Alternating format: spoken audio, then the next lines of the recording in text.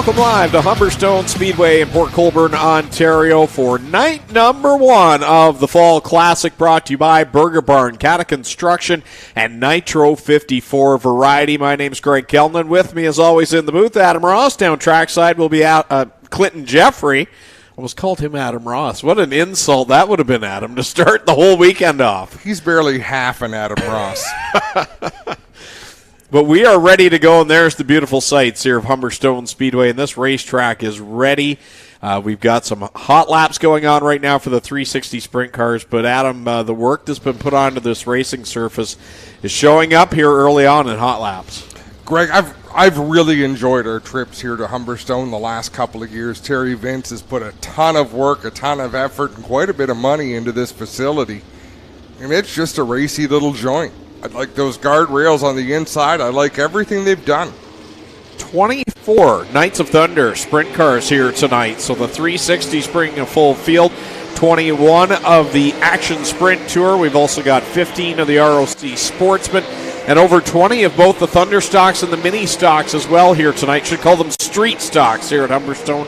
Get used to that here tonight. But there we see the 360 sprints, the newly crowned Oshweekend champion, Corey Turner. There's Josh Hansen. Josh with a couple of wins this year. And racing Jason Barney has made the haul here, along with Jordan Poirier. Chuck Hebing is here tonight. And Paulie Colagiovanni. So a very stout field of 360 sprint cars here tonight. You know, it makes me wonder. I don't really know what the difference is in payout between these races and, say, an ESS or a Patriot race. Clinton Jeffrey would probably know that. Last I saw, he was taking a nap in his truck, but he'll join us later on. You got to know how to unmute it. I don't work in the booth. I'll give you my microphone, see if you know how to turn it on. No, Dan Anico jumped up, of course. Jason Hill and the folks at Burger Barn have been amazing. They've always been on board with this deal. But, yeah, Dan Anico jumped on board from Nitro 54, said he wanted to throw a bunch of extra cash at the guys, so they're going to race for a bunch of extra money tonight. And it just worked out a good point in the schedule. Not a lot of 360 stuff going on around here. So, of course, we've got Paulie Colagiovanni, Farnham's here, Barney's here, Chuck Hebing's here. So a lot of the top dogs from New York have come down to race here with the Knights of Thunder. And, of course, Jordan Poirier back, the defending champ, back here to have some fun, where he basically owned this place for the last 2 seasons. And here's a story as well. DJ Christie is aboard this 0J tonight. Yeah, I told him he wouldn't be scored unless they made that 0J a 0DJ for DJ Christie, and I see they haven't done that yet, so just kidding around. We'll throw the black mark at them. But, yeah, good to see these guys. And that's one thing we've seen a lot here in these late race guys. You see a lot of the crate guys try and dabble up and try and get a shot behind the wheel of the 360s. Alan Downey's also going to be trying to qualify in both tonight, which is another one of these guys trying to get their feet wet. If you recall, that's how a guy like DJ Christie did move up, as they try it out, realize, yes, this is for me, and we're going to make a go of it. Well, this is also still one type of racing where there are still car owners, Clint. So you can take that gamble, take that risk to go and try to do some 360 racing with the hopes of getting picked up by someone who would pay your way. Yeah, I understand DJ Christie has a broken motor, and he's in the point standings here with 2 races to go. So that's how he contacted the Stars crew and said, hey, any way I can get in that car and maintain my point standings. How about the season? Ryan Turner's had guys, we see him on our screen here in the number 15 car. 2 different teams, 2 national wins, just a dominant season. As, of course, we celebrate Every Child Matters today, everybody in their orange today, which is a great cause that is near and dear to our hearts, of course, being out of 6 Nations and Oshweekend, a lot of these teams. Well, day for reconciliation, right? The beauty is, Clint, we do that every Friday. We have a great family. You sign into the gates at Oshweekend Speedway, and we respect everybody, but you're a part of the family. And we're a part of the family. Yeah, I like to say, there's only one race at the track, and it starts with the green and ends with the checkered. And, it's great here. But let's talk about track conditions, guys. It was no secret. It was a disaster here 2 weeks ago on the Sunday.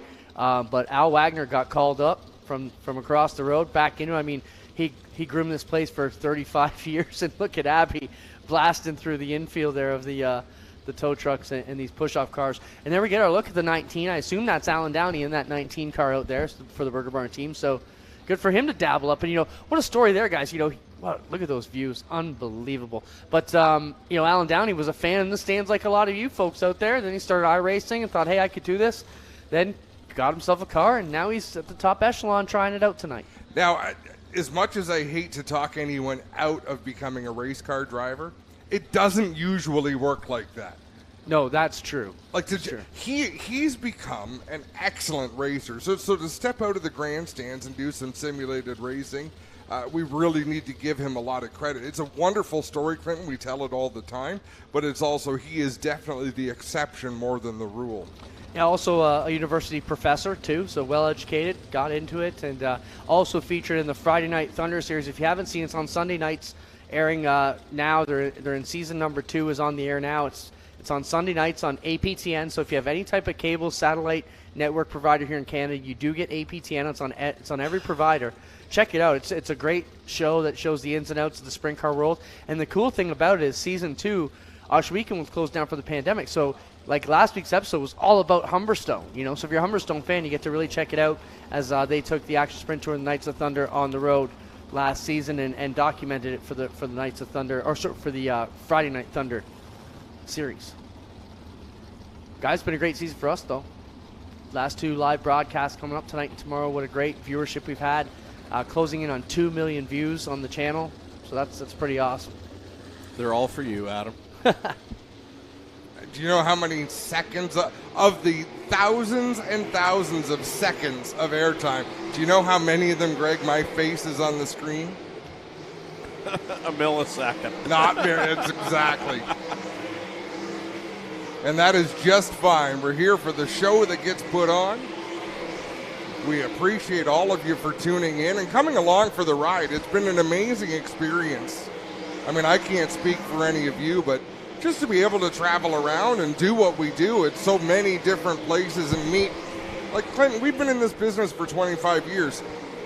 Outside of the last 2 years, have you ever met more people in any 2-year span in your life? No, for sure. We've had all kinds of people coming up to us. And I'll say it while the car's still on the line. The views Abby's giving us tonight are unbelievable with the sunset. I could just sit here and watch this all night. I had to say that while the car's still out there because everybody just run home and watch. But amazing. Yeah, we have met some amazing people. Still people come up to us all the time, tell us they're watching, which is so cool.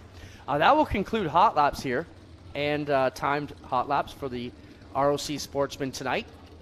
And I think Billy Bleach Jr. is going to get one more shot here. He had transponder issues on that new colored 108 car. I think you're going to see him come out, and I think we're going to get into Anthems right away and then be right back at it with qualifying to get rolling here on tonight's program. So I'll turn it over to you guys. We'll go down, coordinate, and get ready to roll. Have a great night, guys. You as well. Stay safe, but not too safe because we like the excitement.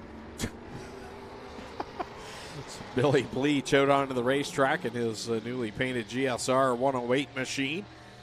And again, tonight we've got the Pinty's Knights of Thunder 360 sprint cars along with the Action Sprint Tour presented by Pinty's. We have the ROC Sportsman. We have street stocks and mini stocks with their Duel on the Dirt race here this evening. So 5 divisions. And then tomorrow night, we'll come back at you with 4 of the same divisions, but the mini stocks will not be on the card, I don't believe, tomorrow night, but then we'll be back with the Open versus the Crate Late models tomorrow night. So that should be a good one right here on GeForce TV as well. We're going to take a quick break on GeForce, and we will be back in just a couple of minutes for the night's action. Early man discovered fire, but Quick Quick perfected fire. Quick Quick is the only fire starter that guarantees to start your campfire, wood stove, or fireplace without the need for kindling or paper. Find your nearest Quick Quick retailer at quickquick.com.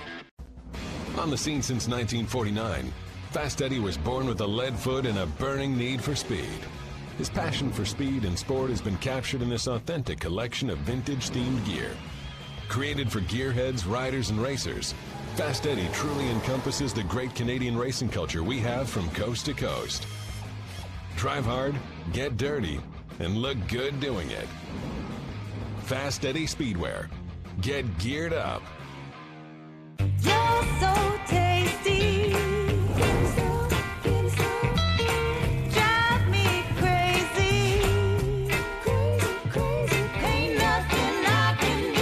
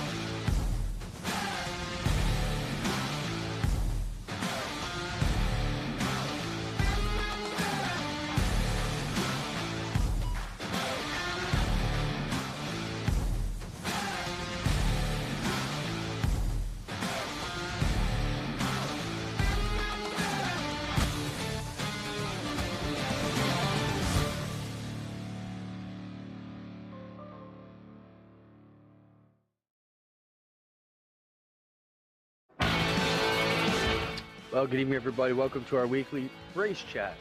Adam Ross and Clinton Jeffrey are live and interactive every Tuesday night. Rivals Race Chat is your home for race discussion, debate, news, interviews, and more. They'll even take your questions and comments live on the air and talk to some of the newsmakers each week. Tune in every Tuesday night at 8 p.m. on GeForce TV.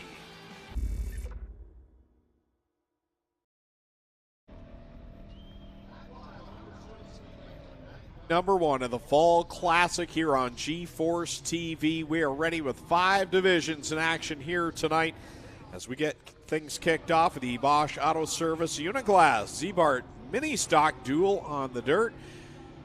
Qualifying heats heading onto the racetrack. Starting on the pole from Port Colborne, driver the number 7 is Jordan Denabriga. On the outside of the front row from Hamilton, the 5 is Brian Aubie. Starting third, it's Vincent Pagnotta in the 13 from St. Catharines. Starting fourth from Welland, the 7C is Cole Hardy.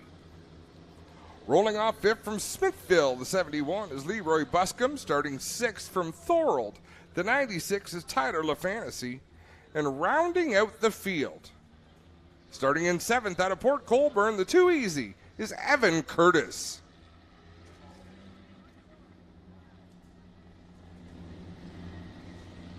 That's how they'll come to the line to start tonight's program. First race of the night comes to the green flag. We're underway here at Humberstone Speedway as Obey out in front, and the 5 machine jumps ahead as they race off of corner number 2. A little sideways there for the 5 car as Tyler LaFantasy moves up from, did he start in the back there? He started at sixth, third sixth row. spot, so quick moves already by the 96 as Obey in that 5 machine is all over chasing the rear end of that SOS Towing number 5. LaFantasy to the outside trying to pick up that second position. Not going to be able to do it there in 1 and 2. In fact, has to check up on the backstretch.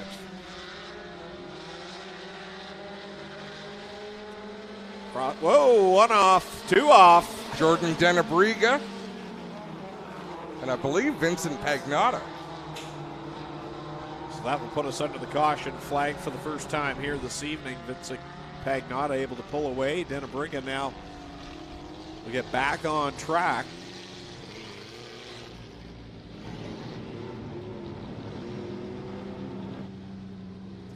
Having a look at this replay down into 3 and 4. Denabriga went up the racetrack. Pagnotta was there, and they both carried on off the end.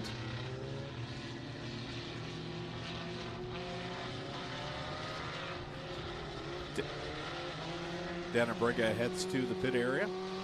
Pagnotta will catch up, join the tail of the pack. Now, how come? Are we not on race monitor, Greg? No, it's not working. Not work.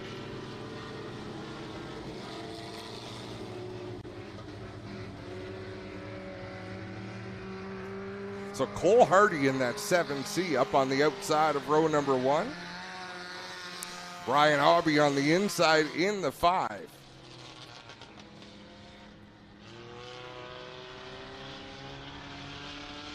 What is Cole Hardy's car? Not sure what make that is. My grandfather had a Datsun station wagon that looked a little bit like A that. bit like that. Back to the green flag will go. Obey out in front. Hardy on the outside. LaFantasy now in that 3rd spot on the restart. He's got Evan Curtis to his outside. 2 by 2, they go down the back stretch and into corner 3. Still in formation down there through 3 and 4. You can see how important it is to Obey to come off the corner and keep that car on the bottom. Through the middle, he's okay with it moving up the track, but he really carves it down the dirt coming off the turn to chop that lane off. Vincent Pagnotta has problems in corner 2, and he'll slowly coast over the banking into the pit area. Meanwhile, out in front, it's a 5-car race, and I mean, they are stacked up 5 cars going at it for the lead. Almost 3 wide. Evan Curtis looking to the outside of Obey. Couldn't get that run. Neither could Cole Hardy on the bottom. Obey's got great speed from about halfway down the straightaway on. White flag is in the air. One more trip around in this first qualifier of the night. Obey over Hardy. Evan Curtis tucked right up in there behind, and got right into the 7C. Yeah, that could have been a lot worse. Cole Hardy manages to save it. It gives Obi a little bit of breathing room out in front. Checkers out, and Obey will pick up the win over Hardy. And then it's Buscombe, Curtis, and went off the banking there. Oh, the 5 of Obi. it was LaFantasy behind that. We really do lean on that timing and scoring, don't we? Well, I lost sight down in corner 1 there. But yes, we do. Heat race number 2 about to roll out. Here's how they will line up. 27 out of Beamsville, it's Nico Hansen. On the outside from Welland, the 38S is Sam Iftadi. Starting third from Hagersville, the 10J is Jeremy May. Starting fourth from Welland, the 114 Junior is Hannah Rothwell. Starting fifth from Port Colborne, the 14L is John Lubeck. Starting sixth from Hagersville, the 23 is Trevor DeBoer. And rounding out the field from Port Colborne, the 124 is Stephen Ellis.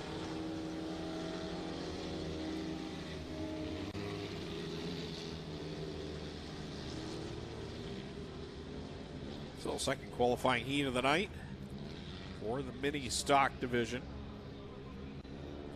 Nico Hansen has had quite the experience this year. Comes out with a beautiful mini stock, that J&E recovery number 27, then injures his ribs. Was it the first night out, Greg, or it was one of the first nights for sure? If it wasn't the first, it was the second, because he was gone early in the season. Makes the comeback late in the year. Trying to gain some valuable experience out here.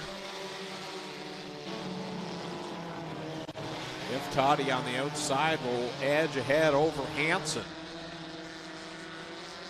And here comes May behind that in the third spot. Lubeck into the fourth position as they roll through 3 and 4 for the first time. Side by side down the front straightaway.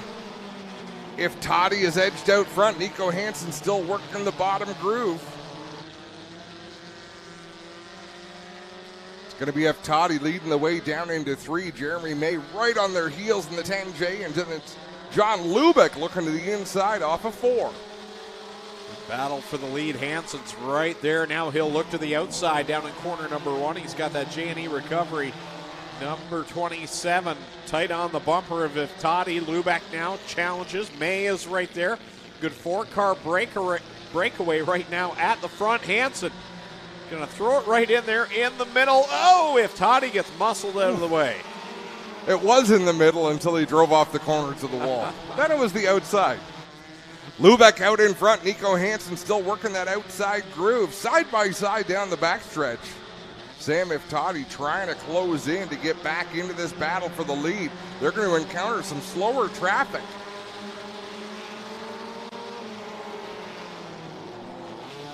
Two laps left to go. It's John Lubeck now over Nico Hansen, then May, Iftadi, and Rothwell back there in the 5th spot.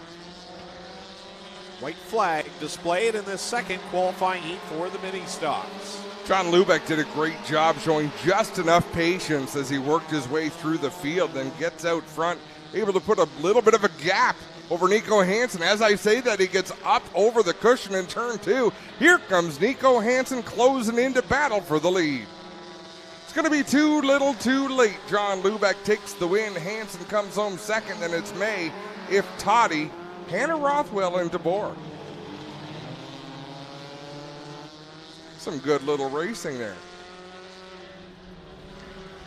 Yeah, it's going to be an interesting feature tonight, because I'll tell you what, the first 2 qualifying heats, it's been not just hotly contested, but closely matched. The field from front to back, very high quality. Sam Iftadi drove up like he was going to have something to say, and then he didn't, which was probably for the best. Look at that speed shot. Heat race number 3 is going to line up like this on the pole. In the number 4 out of St. Catharines, it's Mason Anderson. Starting second from Niagara Falls, the 12 junior is Anthony Kelly.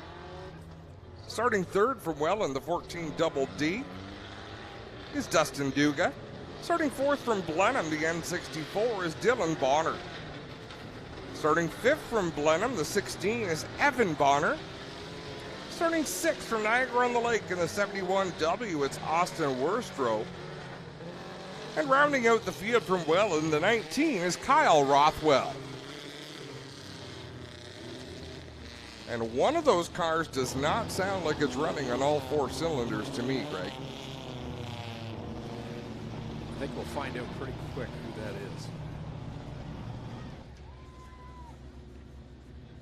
is. A light would have been a phenomenal idea up here, wouldn't it? I like the eye test that we're... First world problems, folks. So, qualifying heat number 3, ready to roll to the green flag. And the Bosch Auto Service Uniglass Z-Bar Mini Stock Division at it. Here comes Anthony Kelly on the outside. Grabs the lead through 1 and 2. Wow, look at the power out of Kelly as he powers down the back straightaway, opening up a gap on Mason Anderson, holding down the second spot. Anderson and then Worstrow right there in the third position. So they work it through 1 and 2 another time. It was a big breakaway for Kelly. And then from Mason Anderson on back, that's where the fight is at right now as Kelly comes across the stripe to complete lap 2. Fabulous battle for second. Chucky is all the difference out there. You see the little Chucky at the passenger window? I'm surprised he's held on all season. He's a tough little doll. He had a pretty rough crash at Oswego earlier this year, and Chucky survived. He's a doll, Greg.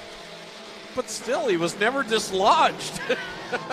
If you were hanging out the window like that, Adam, can you say you wouldn't have moved? The car would have moved. The B pillar would have. Look at that. Look at that view. 3 cars racing under a blanket. I think Abby's trying to catch Chucky's hair waving in the breeze. Just making you jealous. Mason Anderson right there. This is behind the 71 of Worstrow. Meanwhile, the leader is long gone. Anthony Kelly is way out in front right now in the 12 junior, as this is the battle for second, third on back. It's a no-doubter. The Bonners further back. They've traveled a long way. Checkered flag, though, in the air for Kelly. He'll take this win handily. Mason Anderson loses the second spot to Worstrow and the third spot in the fourth spot. Yeah, now that I look closer. And Kyle Rothwell grabs third. Then it was Bonner, Dylan Bonner. Anderson slots back in the 5th position. Then it was Evan Bonner.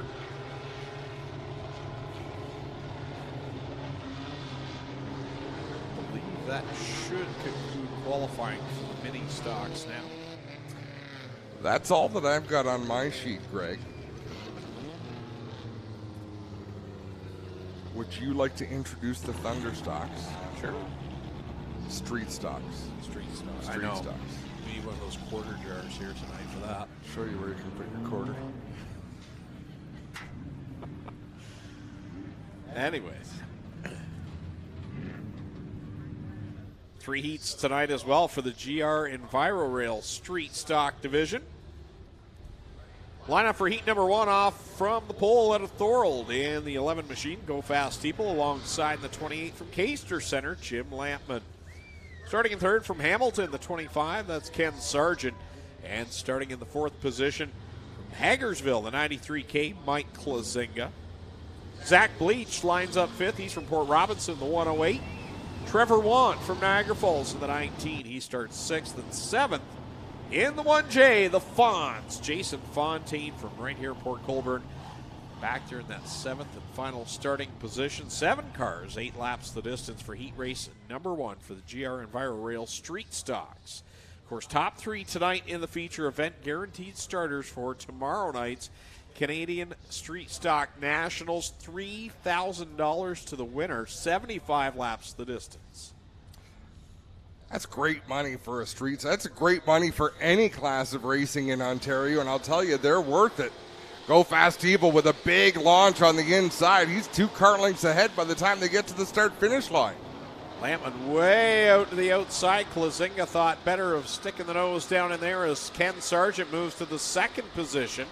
Lampman back to third. Here comes Bleach down on the inside of the 28. They work it off the corner. It's Teeple holding off Sargent at the line. Teeple drives it deep into 1 and 2, maybe too deep. Kenny Sargent able to keep that car stuck to the bottom, makes the pass for the lead down the backstretch. Good 3-car race up at the front. Bleach to the inside of Teeple. He'll take over the second position. Now trying to reel in Ken Sargent in that 25 machine mid part of this season. That car really picked up a lot of speed as we have Jason Fontaine coasting to a stop here on the front stretch, and that will put us under the caution flag. Couldn't even hear him coming. All of a sudden, poof, he was there. It's because the engine's not running. This is a silent entry, Greg. You child.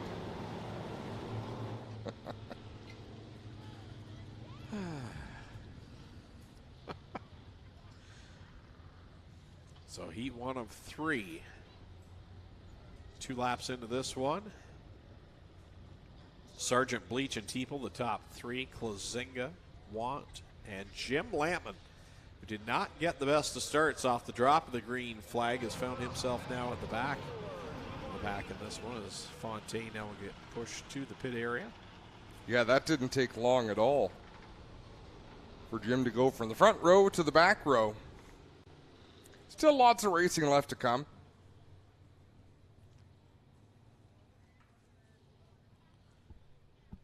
So tonight, 20 laps the distance for the street stocks in their feature. And then tomorrow night, 75 laps in the Canadian Street Stock Nationals, brought to you by Peacemaker 420.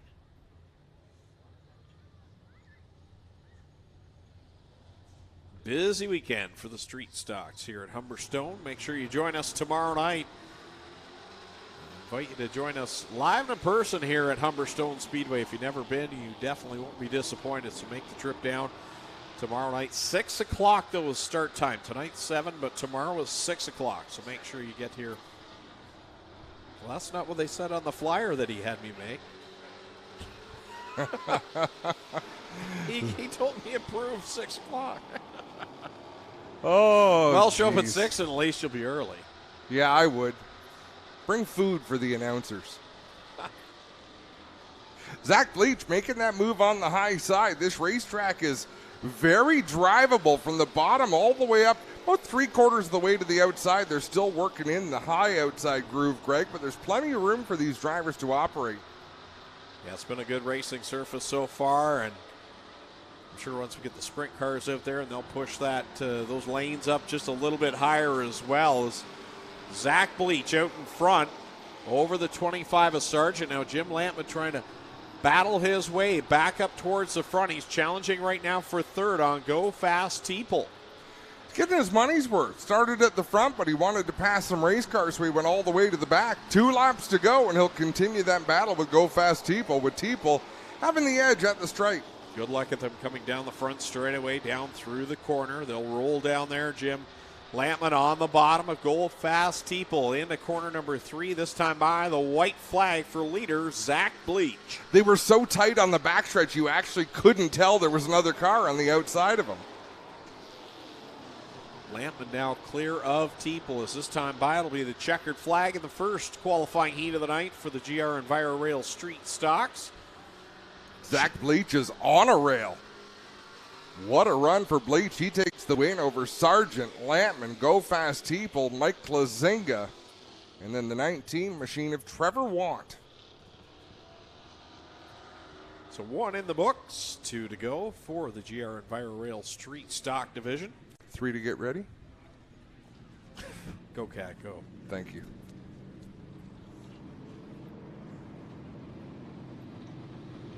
I don't ask for much, I don't think. Really? But you, never, not from you. I know Not well, better. yeah, okay. Not from me. Maybe from the truck, but.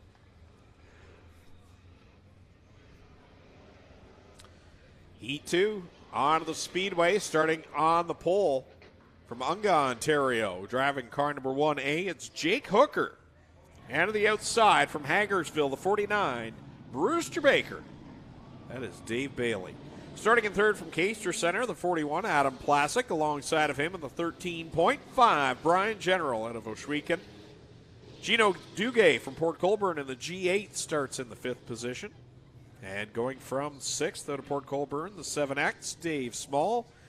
And starting in 7th out of Caledonia, the 55, Mikey Bobby, Mike Thorne.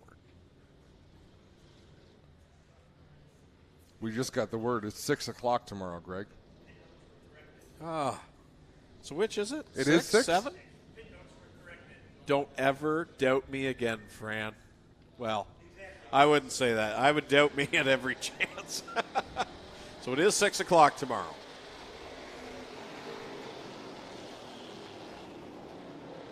Hooker up on the high side. Dave Bailey looking to shoot the middle as we got a few cars getting squirrely in 1 and 2. Adam Plasic down on the bottom in that 41. Yeah, Brian General got off track. He'll gather it back up. Now we got one around in corner number 3. That'll put us under the caution flag as Dave Small goes around. He just wanted that beautiful shot. Oh, and yeah, he's missing the left rear. So Okay, maybe it was more than the beautiful shot.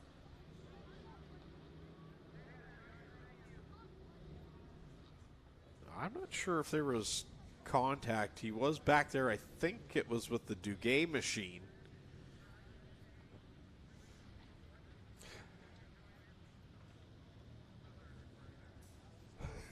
Just reach right down under there. It's gone.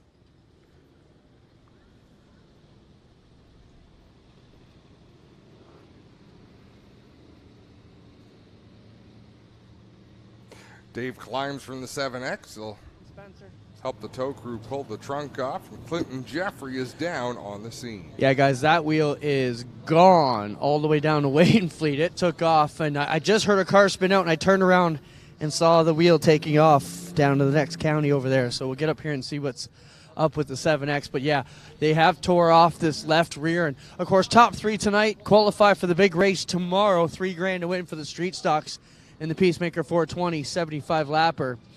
And we'll give you a look here of the broken axle where it is sheared off. Common problem here on these street stock type cars.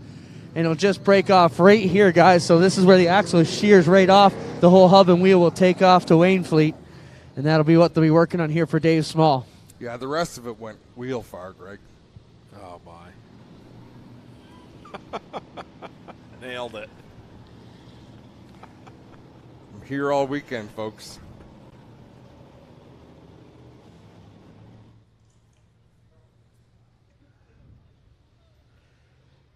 That is a picturesque scene, though, isn't it? It is very pretty. Not for Dave Small, though. So we'll get them stacked back up and ready to go with one on the board. Jake Hooker out in front. And Jake has done some different driving this year. He's run dirt late model, obviously, quite a bit. Down at Southern Ontario Motor Speedway, running in the street stock division here tonight.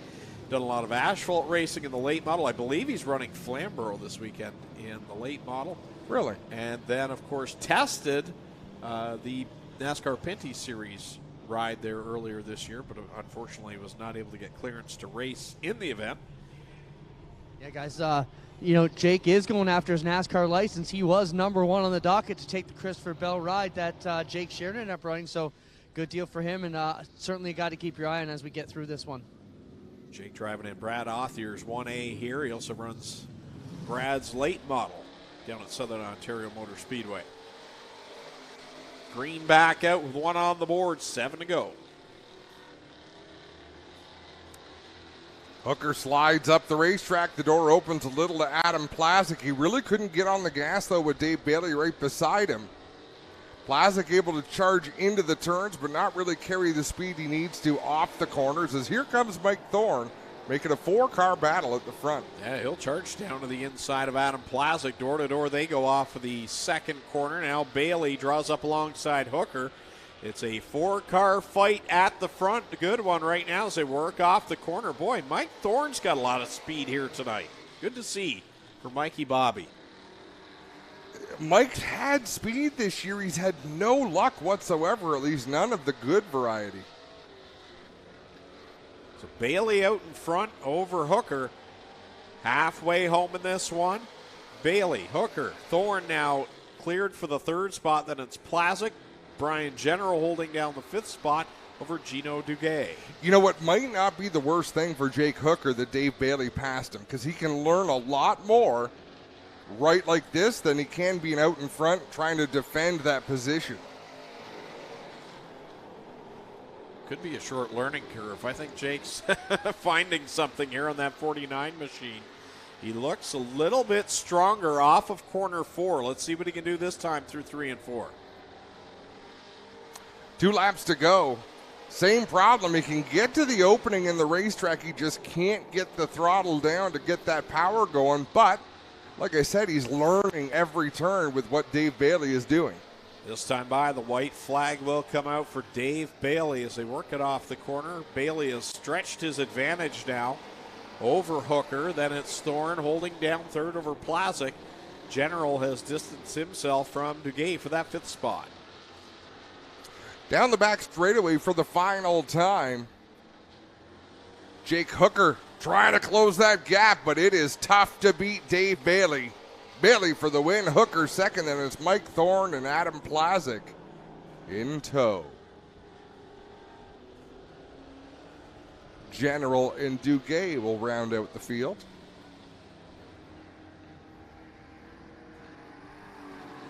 So that puts 2 qualifying heats in the books. Let's send it down trackside. Clinton Jeffrey. Thanks, guys. You know, this is your Petro Plus track report here tonight. And 2 weeks ago, they had some issues here with the track. They brought in Al Wagner in, longtime owner here of the Speedway. And we'll look what they've done, guys. They've really worked this one up nice and smooth here. Still lots of moisture left in the track here. It's going to be a good one. Also want to send a shout out to our great sponsors, Fast Eddie Speedwear. They got us looking good in all our gear. They can do the same for you, just as good as they've got this track going tonight, guys. You can look as good in your Fast Eddie Speedwear. Such a handsome fella. That's why he gets to go on camera, and we're up here. I don't blame him.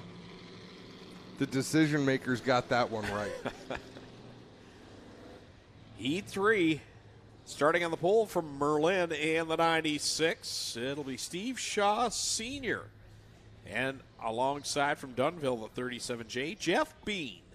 Starting in third from Shannonville, the 26, Craig Hanley. And going from fourth, Gord Grant out of Morpeth in the 18. Dylan Slider from Port Colborne in the 5 starts 5th. Ryan Beagle out of Vittoria in the 84 RK in 6th. And Kevin Kokrick out of Font Hill in the 7K starts 7th. Whoa, Shaw with a problem down in 1 and 2. No giddy up in the 96 machine. No, it picked up a little bit in the corner, then it laid down again in a straight line. Handley says, I'll take it. He's out in front, being second. Running in that third spot right now, Dylan Slider in the 5, but here comes Vittoria's 84 RK of Ryan Beagle as he rolls into that third spot. The big dog. That car oh so good, and that driver oh so smooth. That is his calling card. And I mean, he wants a slick racetrack tomorrow. You can guarantee that.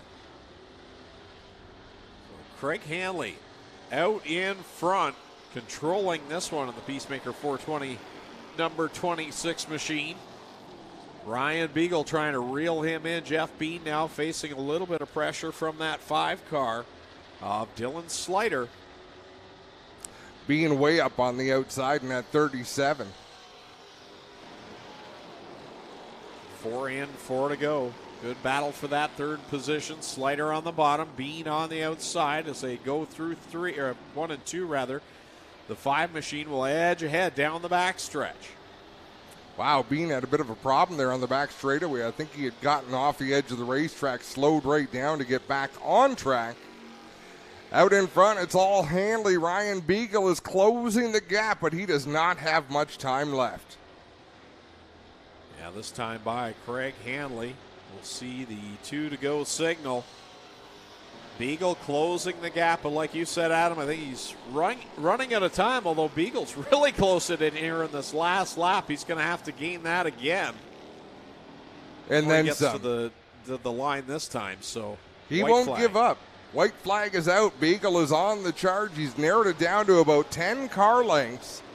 Hanley drives much more sideways down into turn 1 than Beagle does, but actually I think Beagle overdrove the corner and lost a bit of ground that time. Checkers come out in the third and final qualifying heat for the GR EnviroRail Street Stock Division. Hanley will pick up the win over Ryan Beagle. And then Dylan Slider will come home in third. Fourth will go to Bean over Grant and Kokorek, the running order in that third and final qualifier.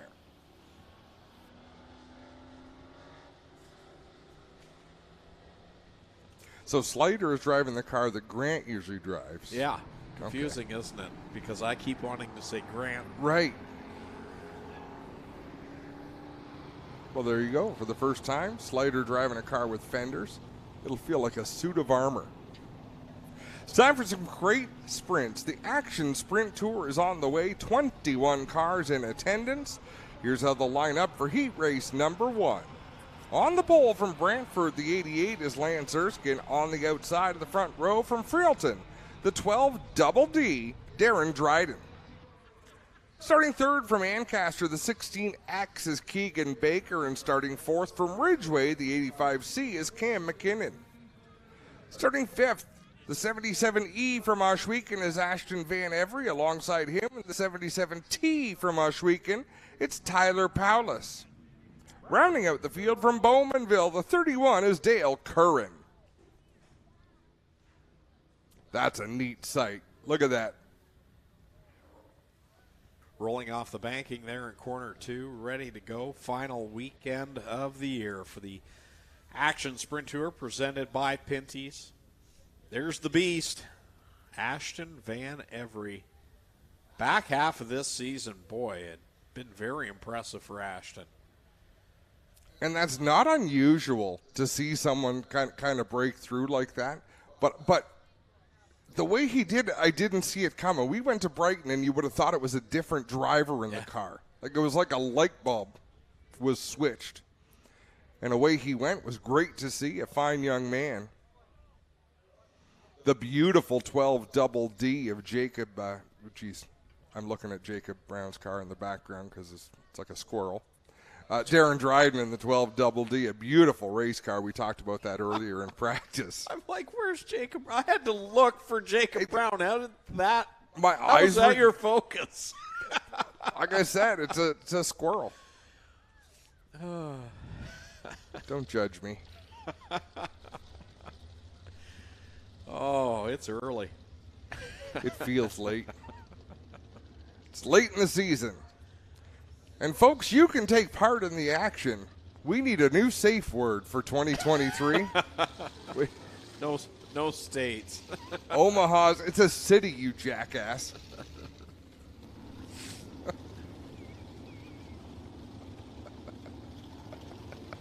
That was a little harsh, wasn't it? And a new color play-by-play announcer. Not just a new safe word.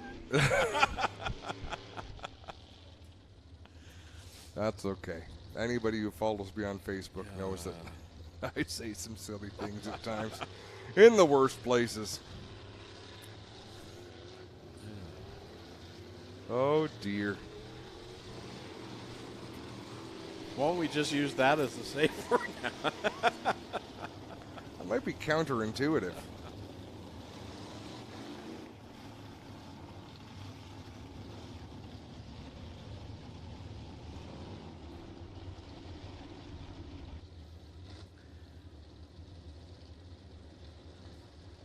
All right, so getting set to go. Caution lights still out on the speedway. The drivers look ready to roll. White flag displayed. I just thought they looked really ready, didn't they? They were in a tight formation. Absolutely. Just kidding. Cam McKinnon sits back there in that fourth spot. He's another driver like Nico Hansen. It definitely was Cam's first night of the year. He took a spin in corner 4, and I can't remember which car. It might have been Tyler Powless. Had the right rear come up right into the driver's compartment, ripped the side panel off, and injured his arm. So Cam rejoining us later in the season, and good to see him back out there. Down into 1 and 2, Lance Erskine muscles out ahead of Darren Dryden. Keegan Baker with a great run off the second turn. Darren Dryden looking for much better things from Humberstone Speedway. 1 year ago here, this track bit him hard and really hurt his chances at a good finish, and he's up there right now running in the second spot. He was the story of the year at Oshwegan Speedway because when he wasn't winning or dominating, it seemed he had something go wrong, and sometimes not of his doing at all. No, you're absolutely right, and that's sort of what the sport can do to you as Darren Dryden gets a run to the inside, tries to pull up ahead of Lance Erskine. Erskine fought back briefly, but it looks like Darren Dryden going to take that lead, see if he can drive away. Listen to Cam McKinnon's car. It sounds like it's 2,000 RPMs higher than the rest of the field. Halfway home, 4 in, 4 to go. Dryden over Erskine and Powless, and then it's Baker, Van Every, Curran, and yes, I hear it.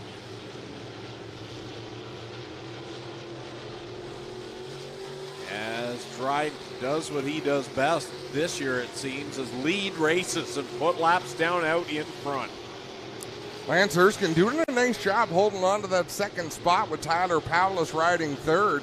Almost a battle for the fourth spot between Keegan Baker and Ashton Van Every as Van Every closes in on the 16X. Time by, it'll be the white flag for the driver of the DJD Graphics 3M number 12. DD Darren Dryden out in front and pulling away from Lance Erskine in the 88. Ashton Van Every, man, he charges the corners. Watch that 77E. Darren Dryden all by himself in 3 and 4. He's going to cruise home to victory. Lance Erskine looks like he'll hold on to second. That battle for fourth is a close one. Powless third, and Van Every going to come up just short of Keegan Baker, with Dale Curran bringing up the rear. Cam McKinnon rounding out the field in that one. So Darren Dryden picks up heat race number 1 victory. I almost wonder if Cam McKinnon's got to check to make sure the gears aren't put in the wrong way or something. That it's just definitely something is amiss. Heat race number 2, folks, is going to line up like this on the pole from Waterloo. The 19D is Alan Downey. Starting second from Wainfleet. The BS 39 is Brett Stratford. Starting third from Brighton, the 39 is Jonah Martin. And starting fourth in the 97 from Listowel, it's Sheldon Bender. Starting fifth from Oshwegan, the 9C is Brian Nanakoke. Starting sixth from Pierreville, Quebec, the 19 is Matthew Bardier. And starting seventh, rounding out the field, driving the 28 out of Oshwegan, it's Cameron Thompson. Thompson's done a bunch of racing this year on asphalt, on dirt, anything he can get his hands on.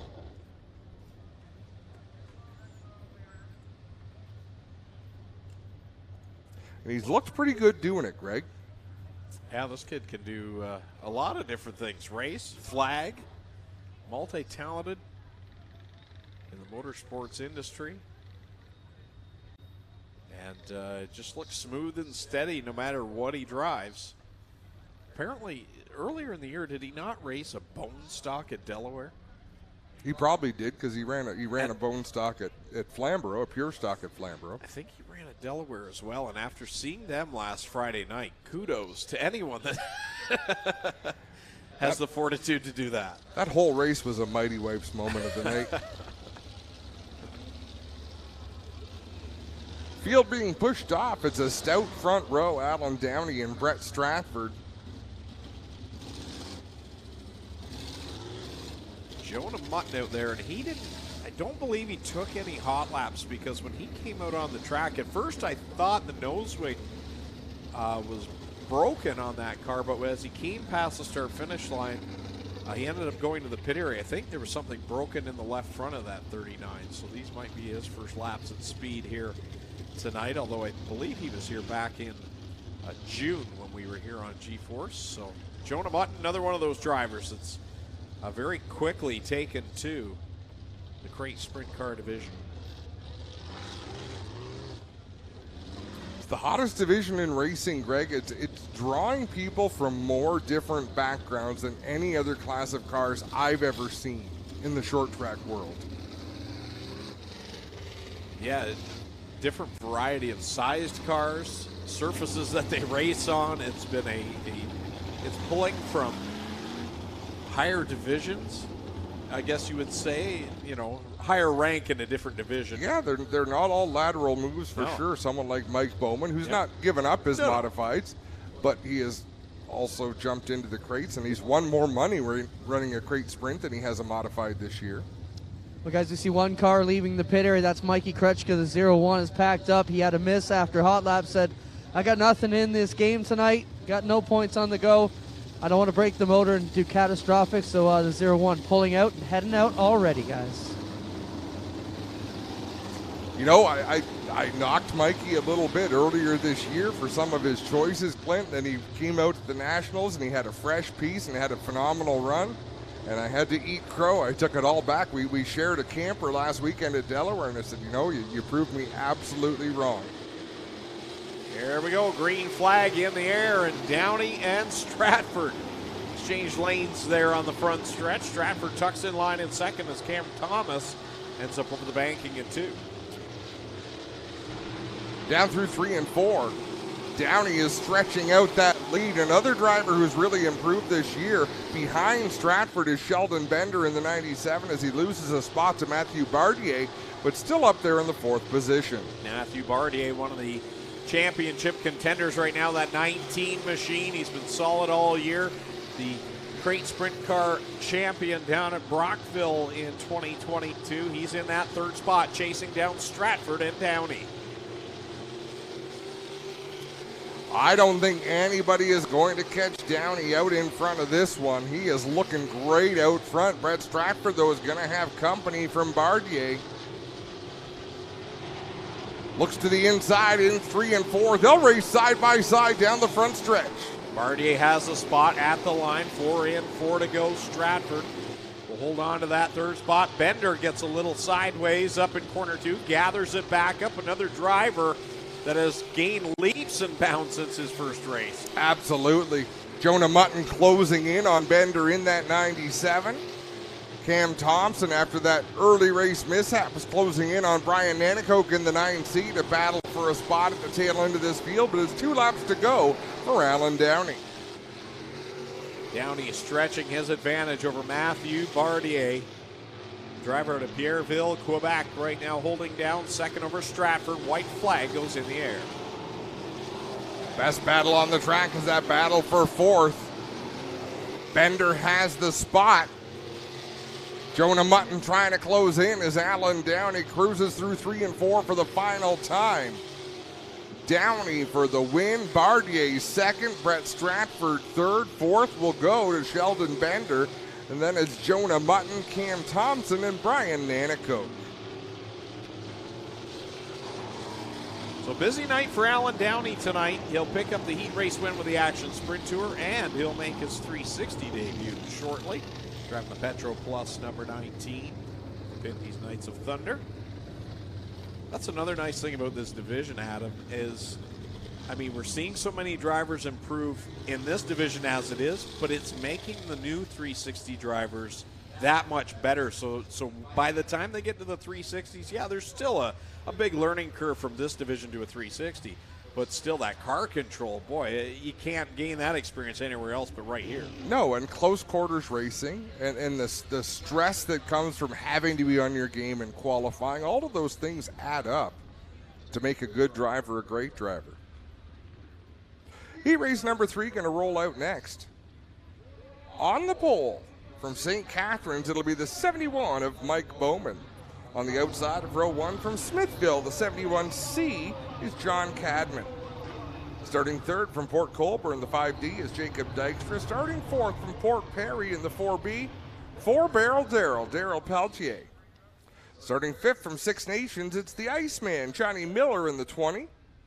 Starting sixth from Font Hill, the 08 is Stephen Beckett. And rounding out the field from Ohsweken, the 21 is Braden Burning. That's how they're scheduled to line up for this third action sprint car heat. So Derek Dockstader on the G4 Stream asked, did Mike Bowman get a new wrap? Well, no, there you see it right there. But John Cadman did. John Cadman tonight driving the 71C. We saw him in his first attempt, Canadian Sprint Car Nationals weekend, driving Lee Wingers 2. But tonight he's got his own number that he runs with super late models. He also is a bike racer, of course. And I don't think his number in bike racing is 71, but the 7 and 1 are in there. I think it's 717. Fill me in, guys, but his dad, right, John Cadman Sr., was a very well-known road racer around these parts. Raced the Players GM Series, and I think John Jr. actually raced that. Didn't he not, Adam?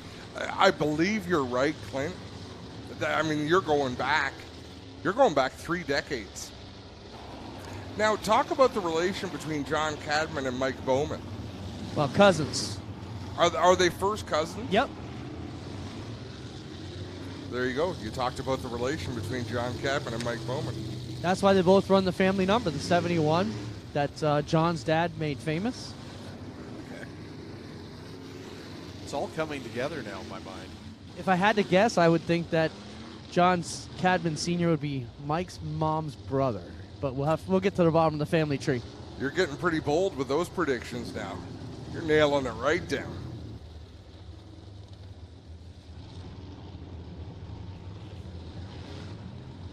So white flag displayed. Bowman and Cadman will bring us to the green flag. Sharp looking paint scheme for Cadman. Got that Bristol RV scheme. Although I say that about any car where it's easy to read the number. That's true. And I approve.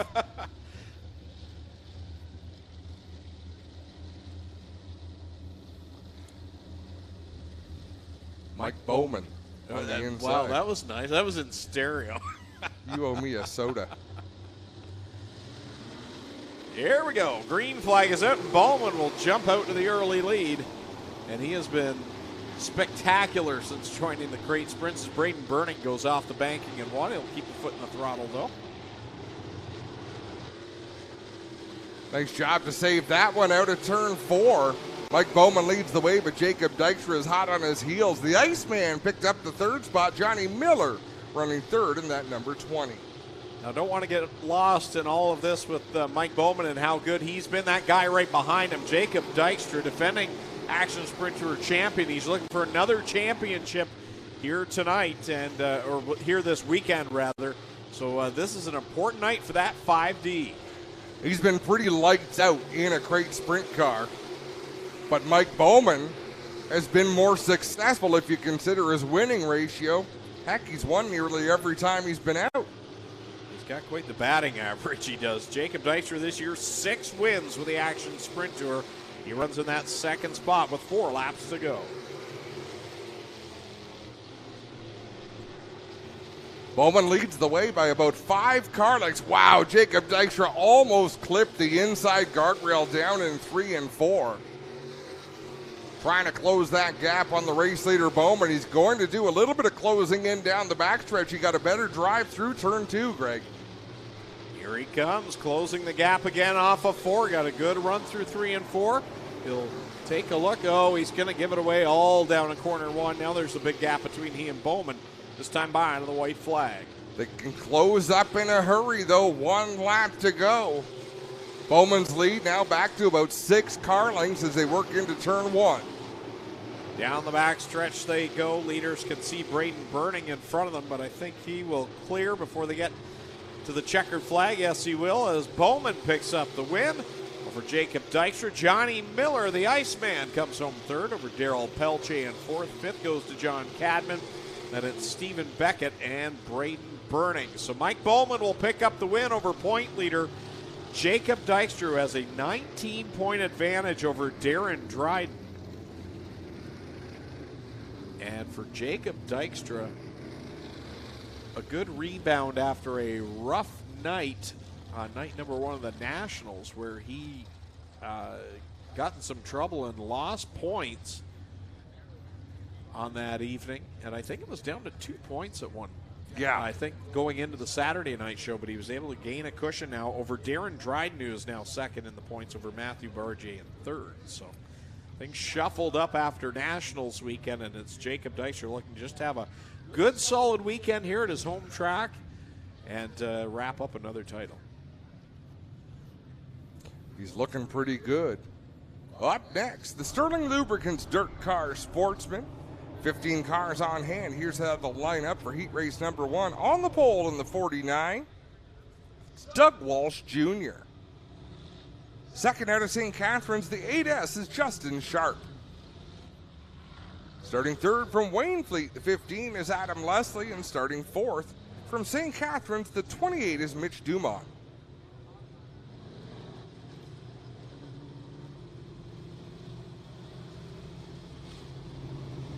Starting fifth from Chippewa, the 22 is Terry Smith. Starting sixth from Ridgeway, the 3N is Noah Mamo. Starting seventh from Stevensville, the 25 is Chris Hawkins. And rounding out the field from Port Colborne, the 21P is Tyler Pachalski. That's how the lineup for the Sportsman Heat Race number 1. Now, we're missing a car. Adam Leslie is up front. Yeah, we're missing the front row, the 49 and the 8S. Because I've got the qualifying, the hot lap session, which was not in the order they qualified. Gotcha. So sorry about that, folks. We got all the drivers for you that are in this race, just not in the right order. It's Adam Leslie out front over Noah Mamo, and then it's Tyler Pachalski, Sharp back there in the 4th position, Terry Smith running in 5th, and it's Hawkins back there with Walsh. As we complete lap number 2, it's all Adam Leslie in the Sterling Lubricants machine. This division at Humberstone Speedway, sponsored by Sterling Lubricants. Tonight, a Race of Champions sportsman event. And it's all Adam Leslie out in front. He's looking great out there leading the way. Almost half a straightaway over Noah Mamo is holding off Tyler Pachalski, Justin Sharp, Terry Smith.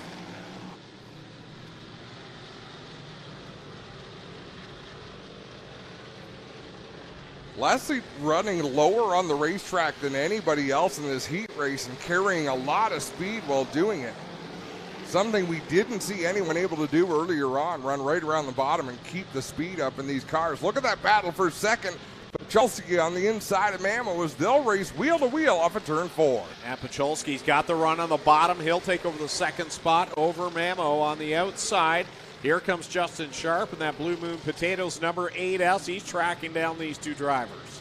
Sharpie looking to take advantage of this battle for second and close in, maybe steal a spot late in this one as we've got 2 laps to go. Good 3-car fight right now for that second position. It's all Adam Leslie out in front in that number 15 machine, but here comes Mamo and Sharp another time. The battle for the 3rd position. White flag out for the leader as they work it off of 4. Pachalski second, Mamo in 3rd, then it's Sharp and Smith. Pachalski's been able to drive away a little bit from that battle for 3rd, leaving Mamo to try to hold off Justin Sharp for the position. Checkers out. The Sterling Lubricants number 15 gets the win. Adam Leslie behind the wheel. Pachalski in 2nd, then it's Mamo 3rd. Sharp in 4th. Smith will go 5th. 6th goes to Hawkins, and 7th is Walsh in the 49. So that concludes the first qualifying heat of the night for the ROC Sportsman. Tonight brought to you by Sterling Lubricants.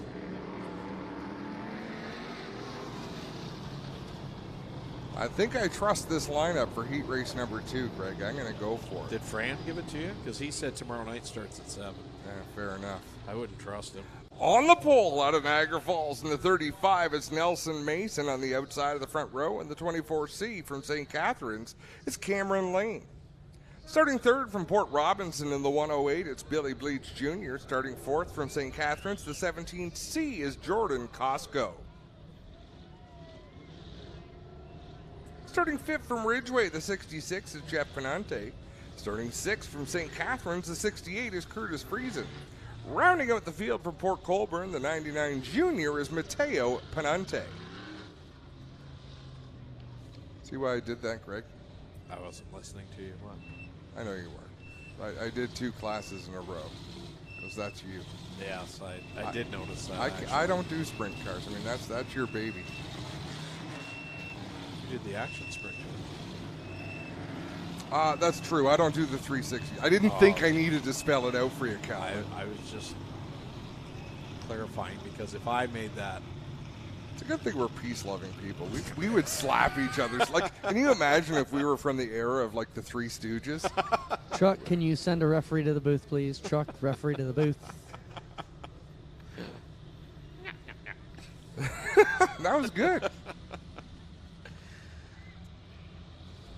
all right, here we go. Green flag goes in the air. Nelson Mason, the guy who won the last heat, they put on a good show at Oswego about a month or so ago. With Mason picking up the wins, the caution flag comes out. Yeah, that wasn't much of a start. I was about to say something sarcastic, like, why don't you just start on the backstretch? Well, Joe Scott, Nicky Race Director, caught that one and admonishing them on the one-way radios right now, letting them know where the starting zone would be. You know, it doesn't surprise me that you choked on that word after using admonishing. Like, you probably just stalled your brain completely out. You were on a roll there. That was good. That was good. That I'll was give that well- one to you. That was well done. You can come up and slap us, too. We can just... You I'm ever sitting down here looking at Jack and I go, are they going to make it through the weekend? What is it? Pancake fights or tortilla fights? Oh, the tortilla. That's awesome. It's on. Someone brings me a tortilla, I promise I will slap Greg with it. I don't care if it's full of chili. What would we do without TikTok? All right, ready to go. Back under the green flag. Nelson Mason will lead them across the stripe with Bleach in tow. That time a much more even start, and still Nelson Mason able to launch out ahead of Bleach. Bleach again with that black and blue GSR paint scheme on the 108. But Nelson Mason out in front by about 8 car lengths, and you can see the gap widening. Costco holding down that third spot. Jeff Penante rolling through in fourth. Cameron Lane back there in the 5 position. And then it's Penante and Friesen right now. As this time by, it'll be 5 laps left to go. Ooh, Cameron Lane almost got run over there going into turn number 3. He really bobbled, and Mateo Penante had a head of steam. Nelson Mason off of corner number 4 to the cross flags. 4 in, 4 to go. Over Billy Bleach. This heat pretty quiet so far. The best battle right now is Mateo Penante to the inside of Cameron Lane. He'll take over the 5 spot. And I'll tell you, Mateo Penante still doesn't have a ton of experience. That was a really nice pass he just executed on Cameron Lane on a track that has not been very easy to pass on, judging by the last few heat races. 2 laps left to go this time around for Nelson Mason in the 35 machine over Billy Bleach. Costco solidly having a good run there in that 3rd position. Jeff Penante holding down 4th with Mateo Penante giving chase. Yeah, Mateo's closing that gap just a little bit, but the white flag is out. There's not much time. Nelson Mason continues to lead by a healthy margin. Troubles for Curtis Friesen at the back of the pack. He'll gather it back up. As we'll come to the checkered flag, Nelson Mason will pick up the heat race win over Billy Bleach Jr. Then it's Jordan Costco in 3rd, Jeff Penante 4th, 5th, Mateo Penante, and the battle for the 5th spot, 6th spot rather, is Cameron Lane over Curtis Friesen. So that concludes qualifying for the Race of Champions Sportsman.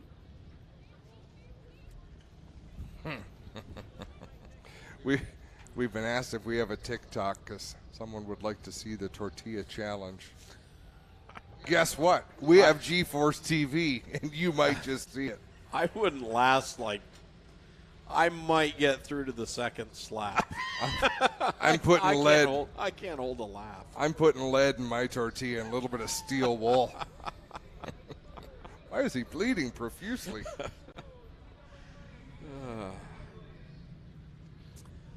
All right. Qualifying, set to get ready here for the Pinty's Knights of Thunder 360 sprint cars. Started with 24, as Clint mentioned, Mikey Krutchka packing it up tonight with a miss in the engine. So down to 23 cars. Good, solid field, though, from top to bottom. I mean, there is no slouch in this field at all. So it's going to be an interesting night to see who wins. Tommy Googe, our ace statistician, said that Jordan Poirier has never been defeated here. In the races that he has run, he has never been defeated. Now, back in June, Mitch Brown won the race, but Jordan Poirier wasn't here that night, of course, back on the regular tour with the Empire Super Sprints. Yep. So Jordan Poirier, definitely one of the main ones to watch, but we got some good ones. Starting up here in this first qualifying heat from the pole at a Tonawanda, the 7NY, Matt Farnham. And to his outside, the winner back on June the 30th. In car number 10 at a Brantford downtown, Mitch Brown. Starting in third from Grimsby, car number 90 is Travis Cunningham. And rolling off fourth couple of wins this year, the driver out of Beamsville, the 88H, Josh Hansen. Starting in fifth, the 2022 Oswego Speedway track champion, Tilsonburg. In the 13, it's Corey Turner. Starting in sixth at a Cicero, New York to 10C, Paulie Colagiovanni. Rolling off seventh out of Caister Center, the 11, Jamie Turner. And starting in eighth at a Brewerton, New York, the 87 of Racing Jason Barney. Hey guys, sent you a message. Just want to mention that Paulie Colagiovanni and the team want to mention they're welcoming their sponsor, Sterling Lubricants, here tonight. And want to make sure we knew they're in a JR1 chassis that they've had a lot of success with this summer. Won a lot of big races out there, and of course, a couple big ones at Oshweekend this summer too, guys. We were treated to some fantastic racing. What a nice kid Paulie Colagiovanni is. I just found him to be pleasant to be around, Greg. And he's one of those drivers, still very young, but it seems like we've watched him race for a long time in this area. He's been coming up for the Canadian Sprint Car Nationals and has grown into a very talented young driver, and he's a very nice young man.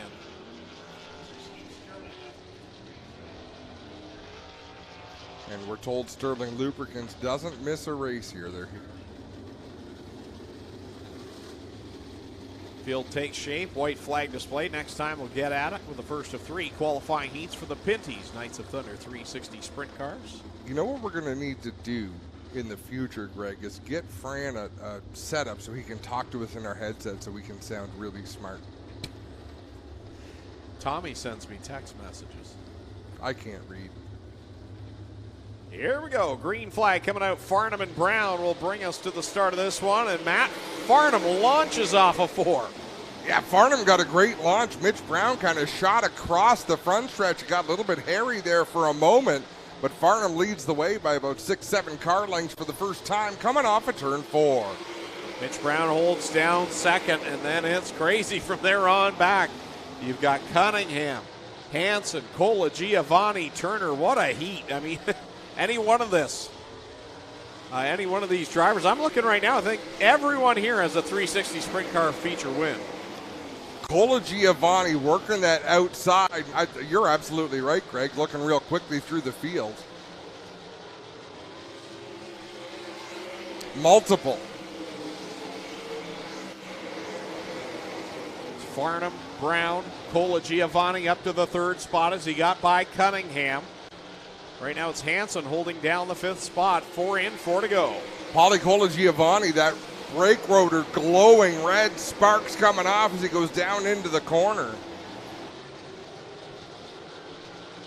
Off of corner number 4 comes Matt Farnham, of course, came up regularly known as a modified driver, but came into the crate sprint car division, very dominant there, and made the jump to the 360s. Has been just as good there all over. Just a great race car driver is Matt Farnham, and he'll lead with 2 to go. Fairly soft-spoken, too. Not Not a very boisterous individual, but man, you put him in a race car and he just drives the things to the front. White flag is out for Farnham. Brown keeping pace with him, doing a nice job as Giovanni tries to catch the top two. Cunningham holding down fourth. Oh, good battle back there between Barney and Turner. Jason Barney working the inside of Corey Turner. It's not over as Farnham wins. Brown second, Giovanni third. Cunningham, Josh Hansen, Corey Turner, Jason Barney, and Jamie Turner. So Matt Farnham picks up heat race number one win. In a very stout field there in heat race number one. I'm sorry, Greg. It's all good. You are such a multitasker, Adam. I know. I'm impressed with what you can do. I'm going to tell you an interesting story when we have a commercial break. Promises.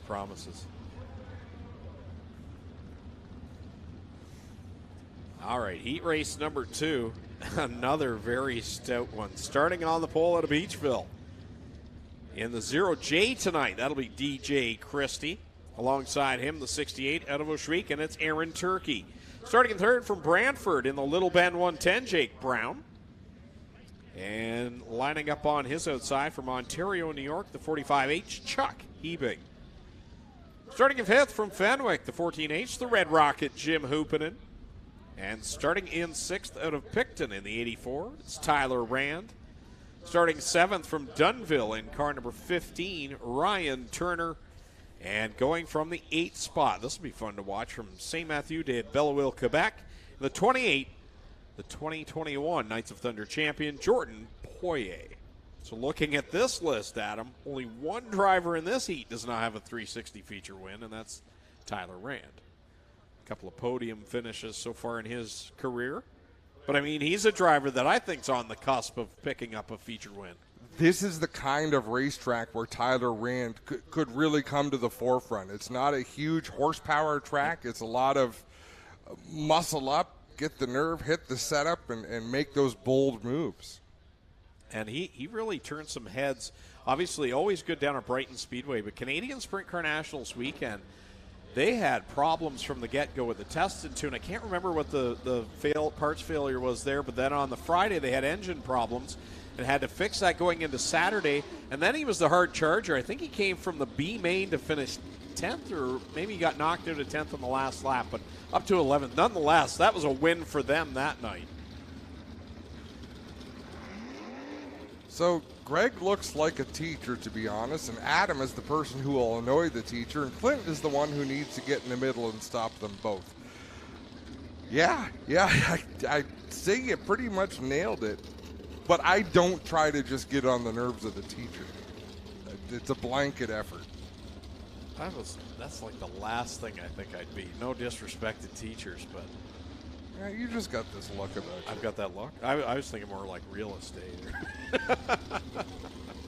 I want to look like the rich guy from Monopoly. Hey. Oh, we all need to He's aspire. got more hair than I do. Huh.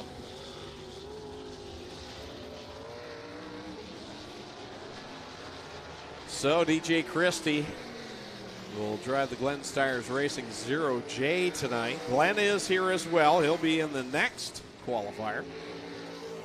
And thanks to Tommy Googe again. He mentioned that the Cobra, Chuck Hebing, he's got a win here back in 2007 with the Patriot Sprint Tour. Is that right?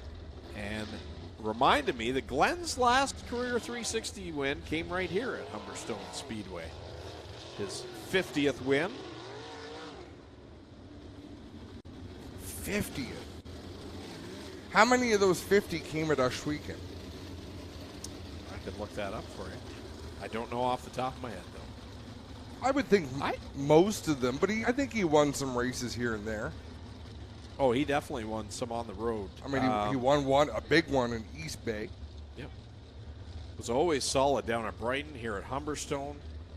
Buxton was the one track that really gave him fits. So 27 of the wins, okay. Just over half at Oshweekend, which was kind of what I was thinking, but He was pretty dominant at Brighton Speedway. It was either him or Rick Wilson back in the day that were winning back and forth. We'll see him in Heat Race 3, but here's the 0J of DJ Christie out there pulling away from Aaron Turkey in that second spot. Here comes the Cobra, Chuck Hebing. Hebing was up on the high side in 1 and 2, drove to the bottom of turn 3, had to bite the brakes. Out in front, DJ Christie not looking back in the 0J machine, and Hebing bobbles and allows Jacob Brown to the inside. Off of corner 4, DJ Christie using this power to his advantage, pulling away from Aaron Turkey. And a good battle for that second spot. The Cobra gets a little loose in corner 2. He'll try to reel in Turkey. Jake Brown right there following him. Good fight behind that. Tyler Rand. Oh, he'll burn it off the banking, and 4 keeps the foot in the throttle. Stay green. Way to keep that car rolling for Tyler Rand. He cost himself a lot of track position. How about Jordan Poirier? Not really able to go too far, Greg. Yeah, and the guy behind him, 2 Canadian Sprint Car National wins this year. He's having a struggle as well, Ryan Turner. But, I mean, when you've got this quality of field, it's not as easy to make the passes to get your way to the front.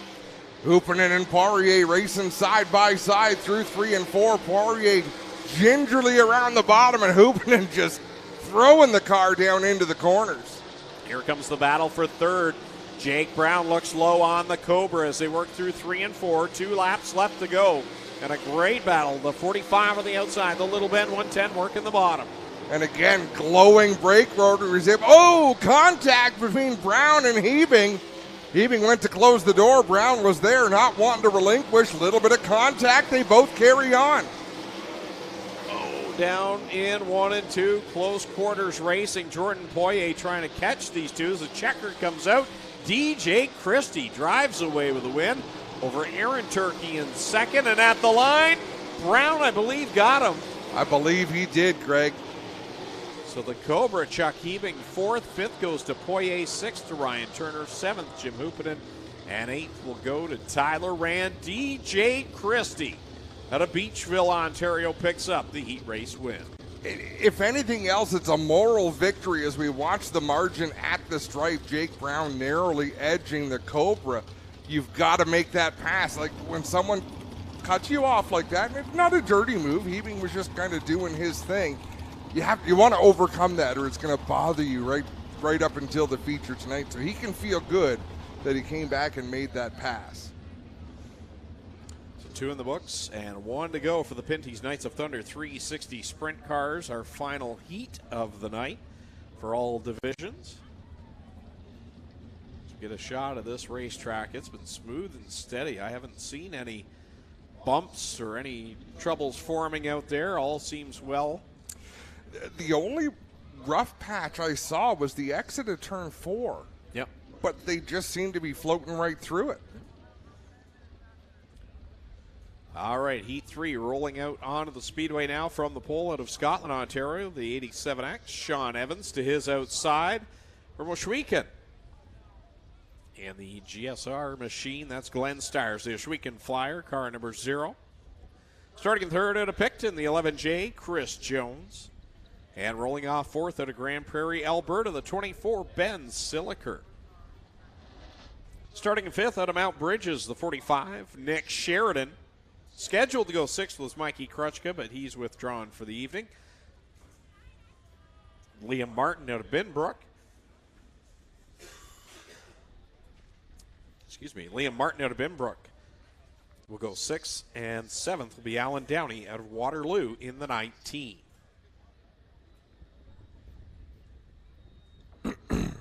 I know the Heimlich. Just saying. I'd rather joke. Some people are so ungrateful. Spoiler alert, I don't know the Heimlich. But I've seen it on TV. Wouldn't you feel terrible if one day we're having dinner and you start choking? Like, it's okay, he knows the Heimlich. Like, I was lying.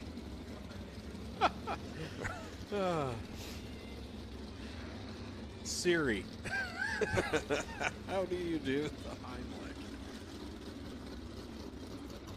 As everybody's phones just... Can you use Siri for that? She does everything.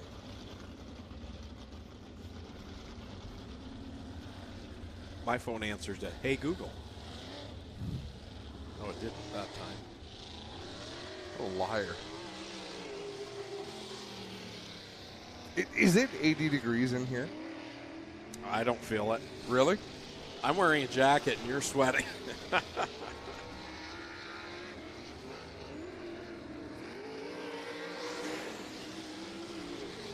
I did tell Fran not to turn the air on, so. Well, joke's on you in a minute.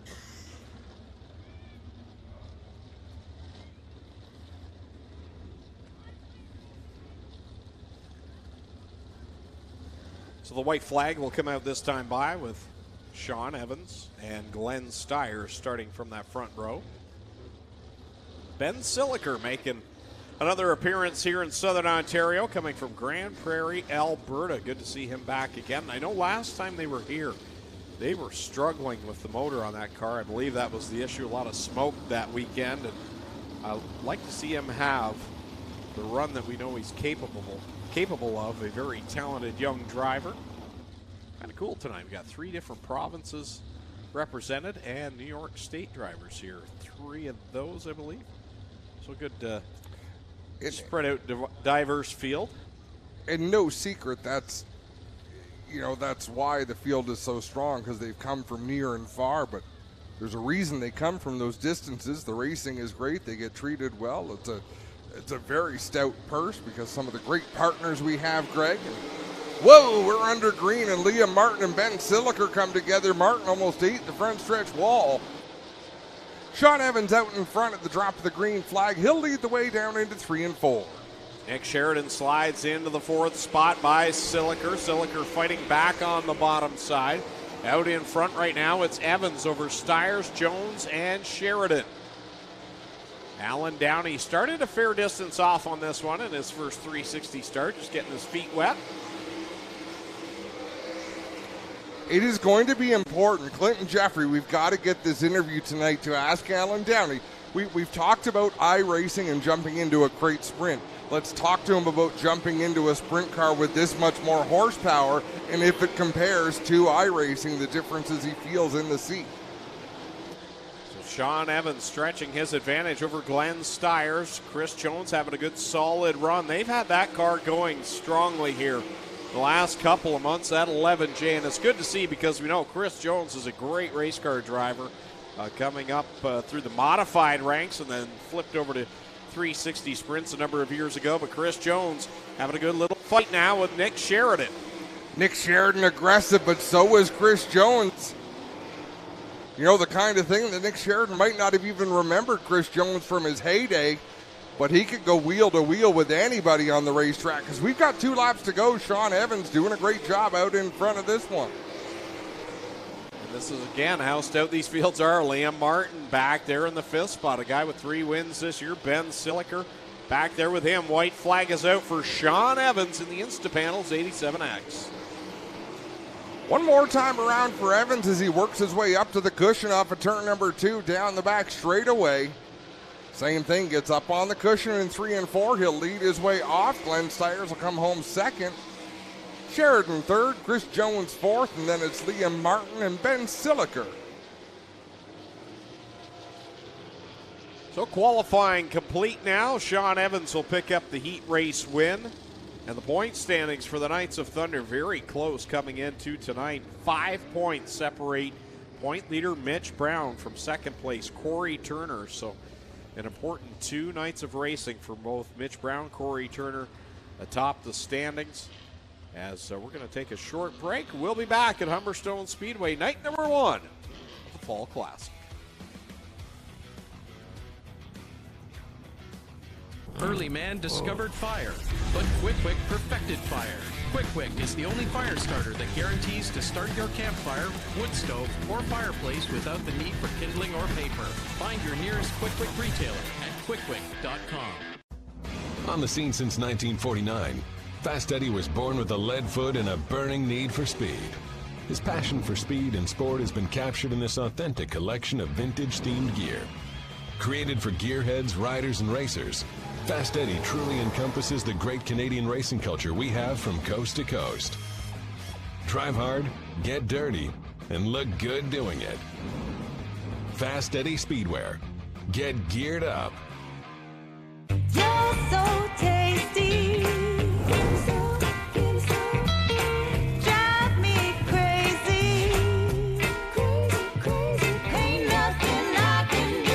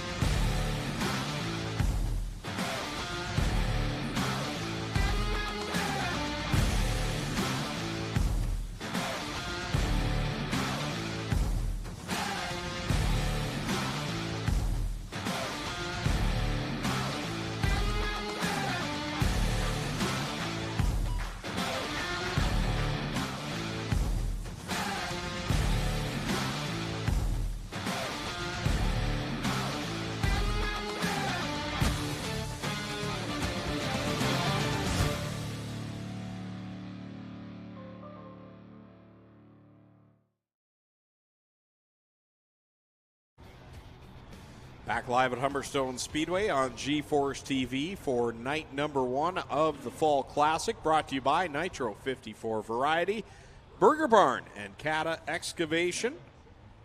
My name's Greg Kellnan. With me, Adam Ross up here in the tower. Clinton Jeffrey down trackside as we're getting set and ready to go. Feature action coming at us next. Don't forget, tomorrow night, 6 p.m. start time. That is official. 6 p.m. Grandstands open at 4 o'clock.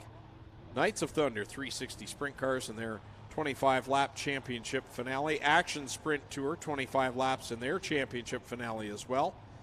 We also have the late model challenge for the Opens versus the Crates, the Sterling Lubricant Sportsman, and of course the big show for the street stocks, the Peacemaker 420 Canadian Street Stock Nationals, 75 laps, $3,000 to the winner. That's tomorrow night right here at Humberstone Speedway. Make sure you join us right here in Port Colborne. We'd love to have you here. Beautiful weekend for the final night of racing down here in southern Ontario. A couple of championships on the line tomorrow night as well, so make sure you join us. If you can't, we'll be right here on G-Force TV, 6 o'clock broadcast time as always. But definitely would love to have you come and join us here tomorrow night. Adam Turner says, we do enough talking that there's no way that anything got stuck in my throat. I was choking a little bit, but he's not wrong. Well, let's give you the starting lineup for these mini stocks. On the pole out of Port Colborne, the 2 easy is Evan Curtis. Alongside him from Smithville, the 71 is Leroy Buscombe. Starting third from Niagara Falls, the 12 junior is Anthony Kelly. And starting fourth from Welland, the 38S is Sam Iftati. Starting fifth from Port Colborne, the 14L is John Lubeck. Starting sixth in the 71W from Niagara-on-the-Lake is Austin Worstrow. Starting seventh from Hagersville, the 10J is Jeremy May. And starting eighth from Welland, the 7C is Cole Hardy. Starting 9th from Blenheim, the N64 is Dylan Bonner. Starting 10th from Welland, the 19 is Kyle Rothwell.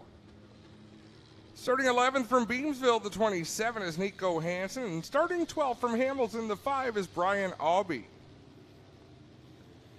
13th out of Thorold, the 96 is Tyler LaFantasy. And 14th out of Welland, the 114 junior is Hannah Rothwell. Starting 15th from St. Catharines, the 4 is Mason Anderson. Starting 16th from Port Colborne, the 7 is Jordan Denabriga. Starting 17th out of Hagersville, the 23 is Trevor DeBoer. Starting 18th in the 14 Double D out of Wellington, it's Dustin Duga. Starting 19th from St. Catharines, the 13 is Vincent Pagnotta. Starting 20th from Port Colborne, the 124 is Stephen Ellis. And rounding out the field from 16 from Blenheim, it's Evan Bonner.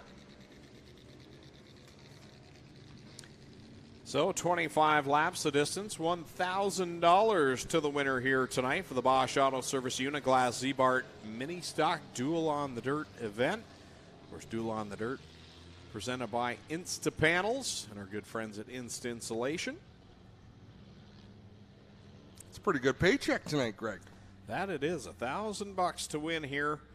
Pretty stout field though, so it's going to be tough. You got some heavy hitters coming from pretty deep in this field as well, so 25 laps. I'll give them lots of time, though. This is a long race for the mini stocks, but the laps will go quick here on this tight racetrack. Got to say hello to Bobby Palatachuk.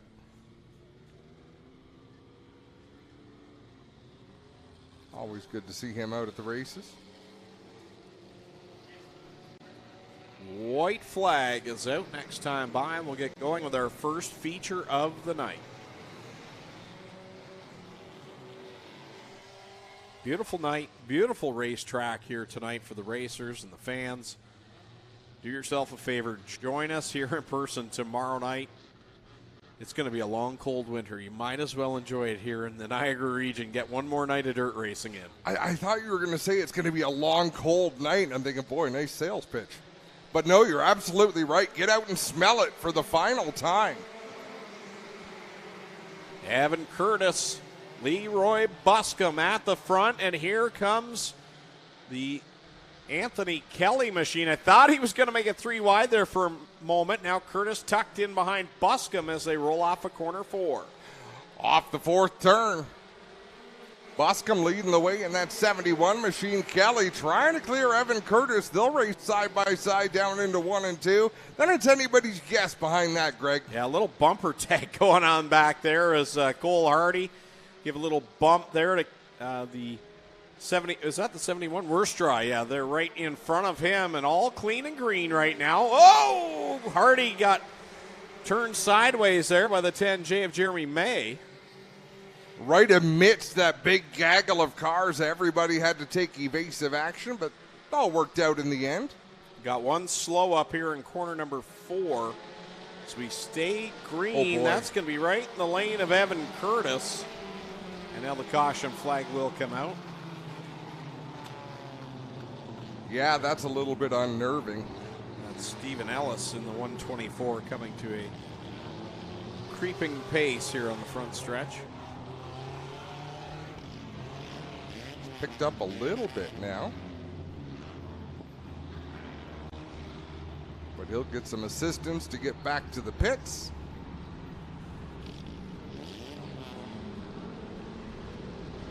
Anthony Kelly looking for 2 in a row, says Fran.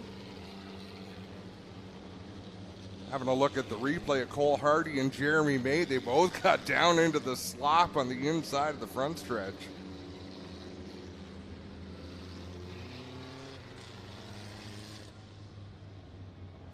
But no harm, no foul, Greg. No, everything clean and green until that slower car is still out there. They pushed the 124 of Ellis off, and now I believe he's hoping to continue on. Well, the challenge being is what is up to speed for Stephen Ellis. It looks like they're trying to point him back to the pits. And some rule books have it written in, some don't have it written in, but there is a minimum speed you've got to keep in order to stay on the racetrack. Well, they told him to go to the pits. Adam, he gave a thumbs up, so he has accepted the penalty or direction, if you will. Are you we'll take sure? it back to the pits. Can you confirm it was his thumb? I heard the officials say it, and they would normally tell us if they were telling Jason, our starter, he was number 1. Question needed to be asked.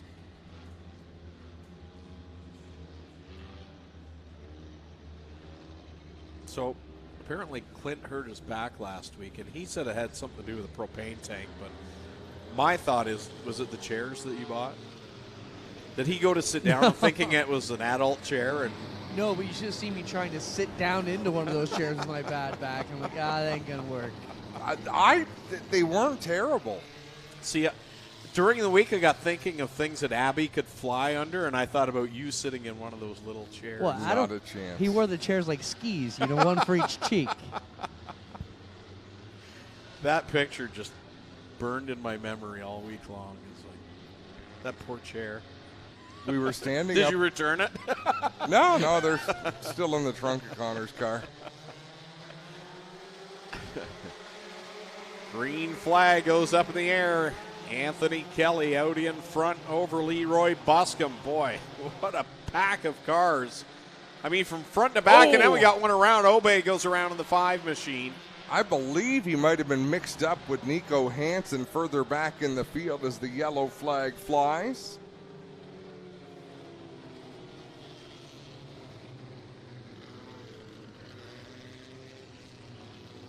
With these cars, it's hard to tell.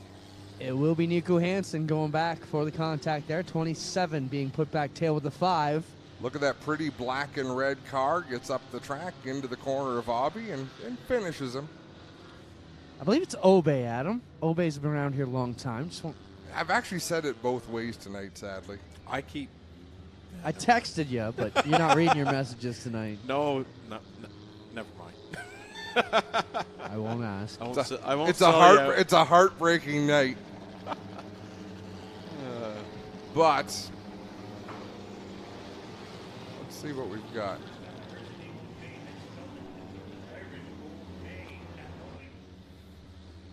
That's awesome. All right, we'll try it again. Kelly and Buscombe on the front row. For the record, I sent it to you, Greg, because Adam wouldn't read it anyways. Getting ready to go. Here we roll it off of 4. Back to it. Can Kelly hold him off?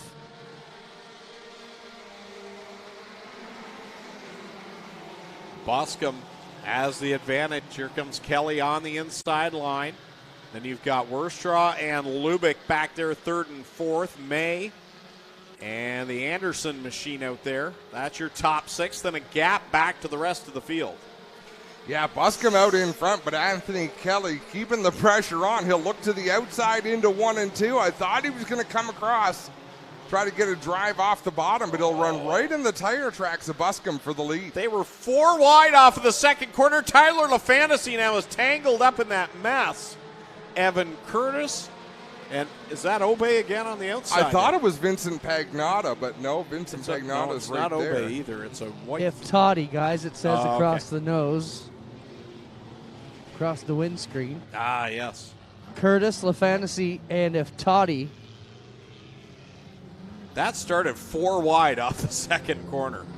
Looks like the 96 and the 2 Easy may be hooked together. We'll try and get up there with a camera as soon as we can, guys. I'm going to read through my messages, none of which are from Clinton. No, he just said that he sent it to me. So he sent that. He didn't send anything to me, not even a dirty joke. Got to say hi to Jason Priest. See, here it is, 4 wide off the corner. Now, Dylan Bonner escapes us. He'd pulled ahead of that. And then Anderson went low. Good job by Vincent Pagnotta. And Hannah Rothwell to miss all that. So a wild ride down the back stretch leaves LaFantasy and Curtis tangled up. And there's Jack and Clint on the scene. Yeah, they're hooked together here, guys. A slight bit of body damage here on the front end of the 2 Easy, but these cars stuck together. The 2 rub rails are hung in together there as the CHO truck going to back in here and try and pull them apart. But something in here, guys, you can see this rub rail here is hooked here on the body, and they got to work on getting that out. One thing I can see is LaFantasy at least has flat left front. He's going to need a flat left front on the 96. Not sure on the 2 Easy. We'll watch as they try and pop them apart. There you go. And just as easy as that, LaFantasy with a flat left front here. So you're going to have to get that one fixed up. That was too easy. Wow. See what I did there? Yeah, you did well. That was a good one. Anthony Dortono, hi to you. There we go. I'm all caught up with my message. So flat right rear also on the Curtis. too easy. He's going to need that one fixed. So the two tires that connected together ended up causing him problems, and Curtis going to pull in to try and get that one fixed. Slap that one around a bit, and we'll work on the LaFantasy's 96 here behind us as well.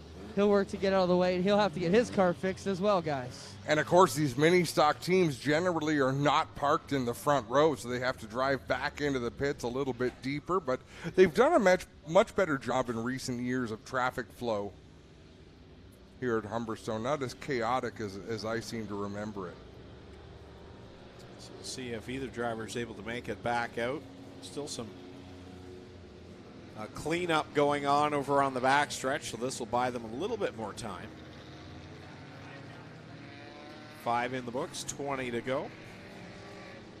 Tyler Fantasy's crew back there trying to get him a new tire on that car. The newly crowned Oshweekend champ had a great season down there. I don't even think he was planning on running the entire year, guys, and just started having some great finishes and had to stick it out. He was dominant down our way. I smelled food, did you? You know, it's funny you say that, though. I was just thinking of milkshakes. Just randomly thinking of milkshakes. It scares me, we're so similar. We've already been... Random thoughts of milkshake. We've already had people complain about us talking about food too much. Tyler Fantasy back, guys. He is ready to pull right onto the speedway. He'll tag the back end of this one. Great job by the Twisted Metal Racing crew to get him out here. Toddy out there as well, who was able to get away from that scene as soon as the yellow flag came out. So here comes LaFantasy. As Clint just mentioned, green back in the air. LaFantasy's going to have a lot of work to do. Well, there's a lot of laps still to go. 20 laps is a full feature race. The only challenge is there's no handicap. It's fast cars at the front tonight. So the farther he gets to the front, the harder the passes are to make. But Jeremy May goes around off the nose of Cole Hardy. DeBoer goes off the end of the backstretch. DeBoer's look like a gulper. You take one of those hills and your stomach drops. He went pretty quick off the banking there. There's Jeremy May. Get that 10J straightened around.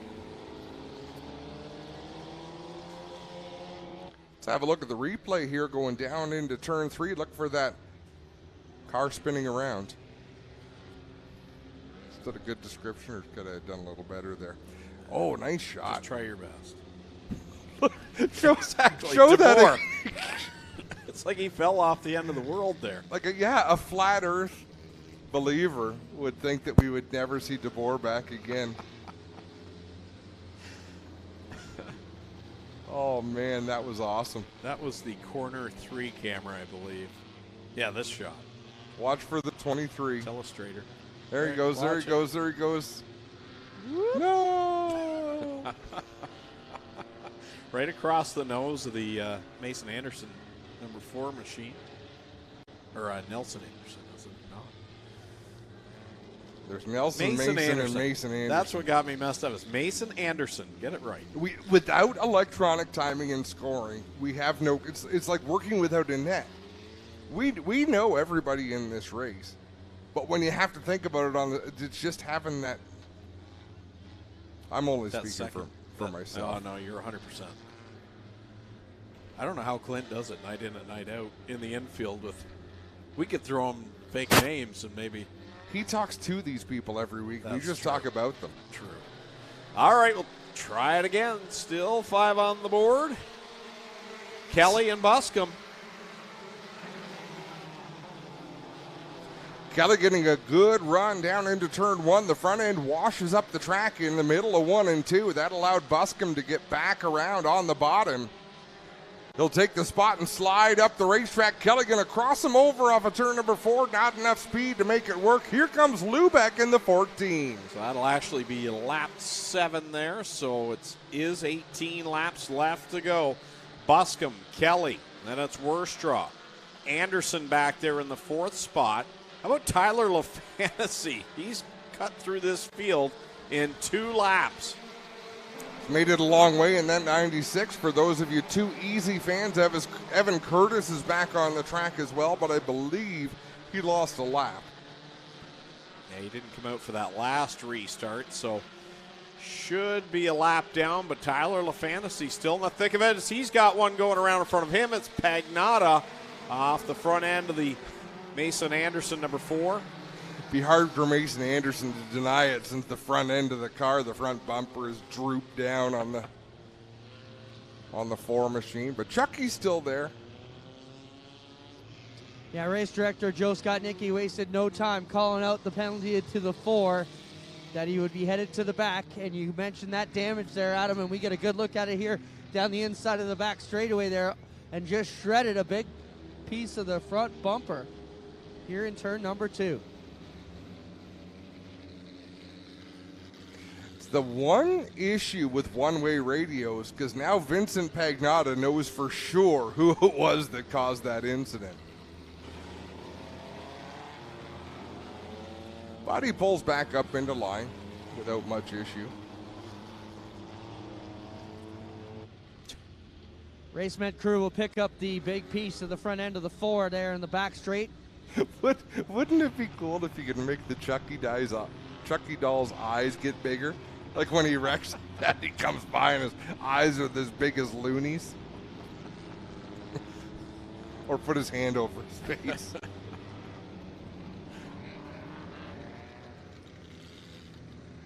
Boscombe out in front over Kelly, then it's Wurstraw, the 19 of Kyle Rothwell, and the 7C of Cole Hardy right now the top 5.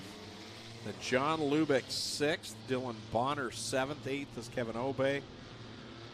And then you've got Tyler LaFantasy up to the 9th spot, and Jordan Denabriga right now the top 10. Kurt Chow.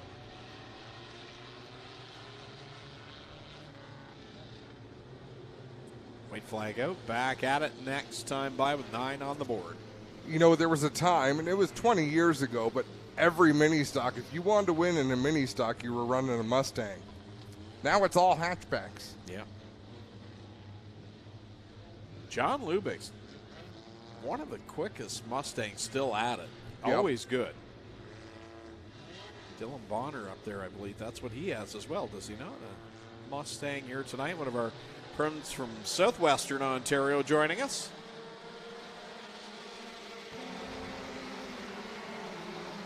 And looking at that, I wonder if that's Jamie Gooch's old car. Tommy he's watching. He can let us know because I think I see 76 on the roof of that Dylan Bonner 64 machine. Anyways, green flag is back out, and Leroy Buscombe leads. Here comes make that Kelly to the inside. Tony Kelly is definitely getting into the corners a little bit better, but he just can't get the speed coming. He's even getting off the corners better, but in a straight line. That Buscombe 71 is holding its own. He slides up the racetrack in 3 and 4. That's going to open the door to Anthony Kelly. Buscombe holds it at the line, tucks back in front, black flag displayed. I think going up to the 4 as he just dispersed parts on the front straightaway. Chunks of the nose blew off down into corner 1. Anthony Kelly continues to show the nose and then backs out. I think he might have a problem in that 12 machine. He just lost about 5 car lengths in a strange spot there to the race leader. Meanwhile, Cole Hardy is charging towards the front. He's up to 3rd. Here comes Tyler LaFantasy from the back. Here he is challenging 3 wide for the 4th spot on the bottom in 3 and 4. Halfway through this one, 12 laps to go, and he's already up well into the top 5 in that 96. I don't know what went on with Anthony Kelly that last lap. Wow, John Lubeck. Imagine a slide job if you didn't have to clear the car that you were sliding. Whoa! Oh, and there's payback, I believe, and some debris. Tyler LaFantasy did not give him an inch all the way down the back stretch, and Lubeck ends up around in corner 3. This will be a fun lap to unpack.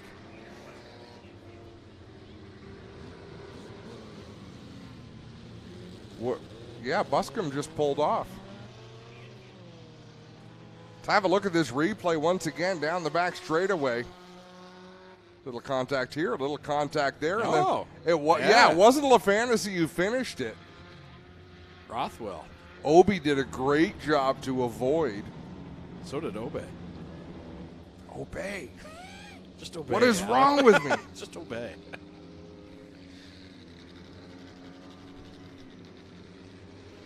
But yeah, it was Kyle Rothwell, and just the nose of the car was there, and LaFantasy was on the outside. From this vantage point, I thought it looked like LaFantasy was like right on his bumper all the way into the corner, but you could see he wasn't. That car is looking a little worse for wear here tonight, as that bus come headed to the pit area. Yeah, and the race med truck just pulled away. From the front stretch? Yeah, and then just back in. Oh, they may have been picking up the nose piece off of the 4 machine that came off during green. It had blown down out of the racing groove on that last green flag run. So 13 laps are complete, 12 laps remain. In this $1,000 to win Duel in the Dirt race. John Lubeck back on the racetrack. He's got his work cut out for him, but we've seen from Tyler LaFantasy it can be done. Single file restarts make the chore a little bit more challenging. So it's Kelly and Hardy, the top two. LaFantasy third. Fourth right now is Kyle Rothwell. And fifth is Obey in the 5. Jeremy May right now running 6th. 7th is Austin Worstrow. Then it's Dylan Bonner in the 64. Jordan Denabriga and Trevor DeBoer up to the top 10. Nicely done.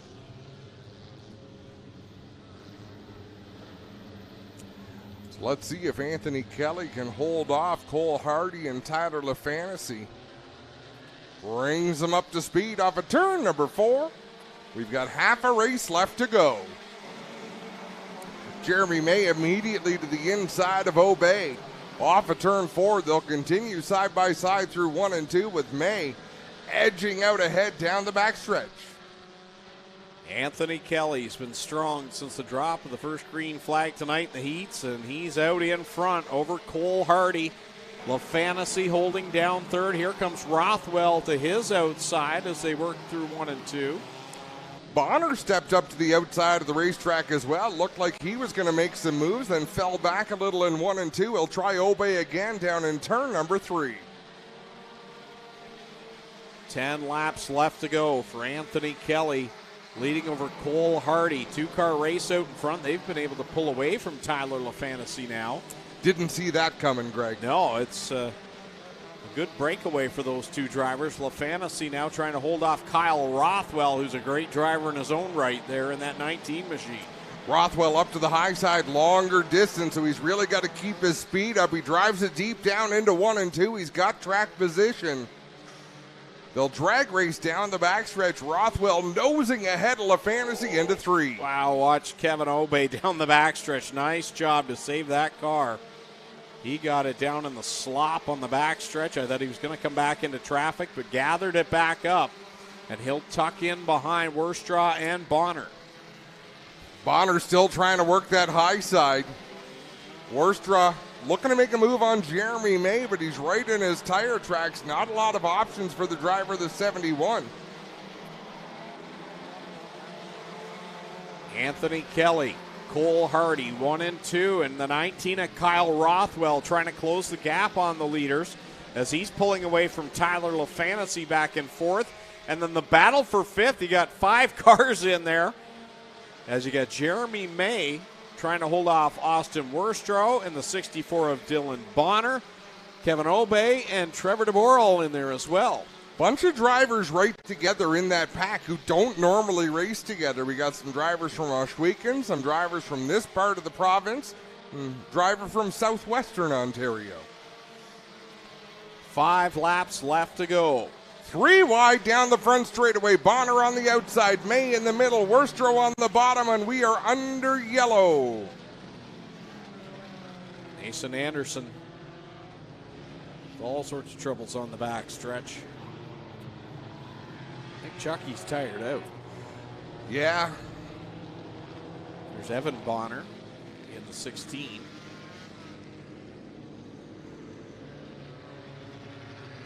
at that flow.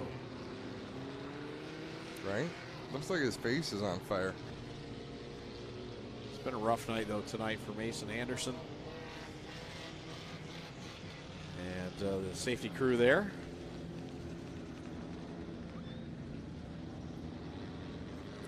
Well, have a look at the replay. Whoa. What happened there? 16 lose power, and then is that what happened? And then, yeah, Anderson must have hit him and punched the rad out of it. Yeah, the Rad's out of the Mason car down here. The 5 machine, the 16 stuck here in the mud trying to get out. Stick in the mud. It looks like be able to get back rolling there. 16 car going to get back into it. Well, We'll they've traveled a long way to come down and play, Clint. Good to see some of these guys taking in the final weekend here. For sure. It's a long winter for everybody. The racers, the fans, the announcers. I work with you. It's not long enough. This will be the 8th anniversary of Greg stiffing me for the dinner he's owed me Yes, for many years. Yes, it is. This winter, let's make that happen. I'm down. Lubeck stopped on the backstretch, so we'll stay under the yellow flag as the field started to pick up the pace. And I can see his hands moving quite a bit inside the race car, but not sure what he was trying to accomplish back there. He's going to try and talk to Brian Hallowell. He's tried to talk to him twice. And now race director Joe Skotnicki is saying, if you don't keep moving, we'll take your pay. And he says, okay, we'll take your pay. And Brian Hallowell says, your window net's down? But he just dropped it. So intentionally causing yellow to take the 14 to the pits for the rest of the night, guys. And this isn't the first time Joe Skotnicki was talking to the 14L on the radio tonight during this feature. No, it's an ongoing. Racers, the mentality of a racer versus the mentality of a race official. They are laser focused on one car where officials are focused on all of them. And it's amazing to see some of the back and forth conversations they try to have and run-ins. Oh, boy. Well, Let's see what this is about. Joe's already taken his payout. What can he take? Now he's being asked to leave the property. I guess he'll get the message. I mean, Joe was polite to him on the radio, but he didn't want to hear it, so now he'll get nothing. Well, now I'm curious. What did he want to say? You know, I think he felt that it started when the 96, when he got spun out over here, he said the 96 got him, and the 96 should have been put tail. And you know how it is. We don't take those type of consultations in the middle of the race. So he tried to get his message through a couple times, and then when they went yellow, and now he's going to turn donuts off at turn number 2. Middle finger out the window. See, remember the tractor we had at Ashweekend? They just come over the radio and said, you've got 10 minutes to leave the racetrack. The officials will escort you to Highway 3. Let's get back to the fun show. Here we go. 5 to go in the mini stock Duel on the Dirt series, presented by Instapants. Wesley Talons had stopped on the backstretch to argue a call, and I forget who was driving the tractor. It might have even been Rick Smith, but pulled in behind as he was arguing, picked the car up so high he couldn't get out or drive away. Back under the green, Anthony Kelly leads the way over Cole Hardy, Kyle Rothwell, Tyler LaFantasy, and Dylan Bonner has worked his way up in the top 5. And that is the old Jamie Googe, number 76 there in that 5th spot. Got a nice line. He pitches the car down into the corner, holds a nice arc through the turns, but out front, Anthony Kelly is just so fast. Yeah, he's smooth and steady right off the corners. There's no getting that car sideways or out of shape. 3 laps left to go for Anthony Kelly over Cole Hardy. Rothwell might have a chance, but he's just not carrying the kind of speed he needs to. With a wide open racetrack ahead of him, Anthony Kelly can kind of have his way, run whatever line he chooses. He's been quick all night long. So we've got 2 laps to go. Does Cole Hardy have anything for the leader, or does Kyle Rothwell have something for second place Cole Hardy? That seems to be where the battle's going to be at as Kelly continues to pull away. This time that'll be the white flag for the driver of the 12 junior. $1,000 on the line for Anthony Kelly out in front. Rothwell going to work to the outside of Cole Hardy and try to battle for the second spot.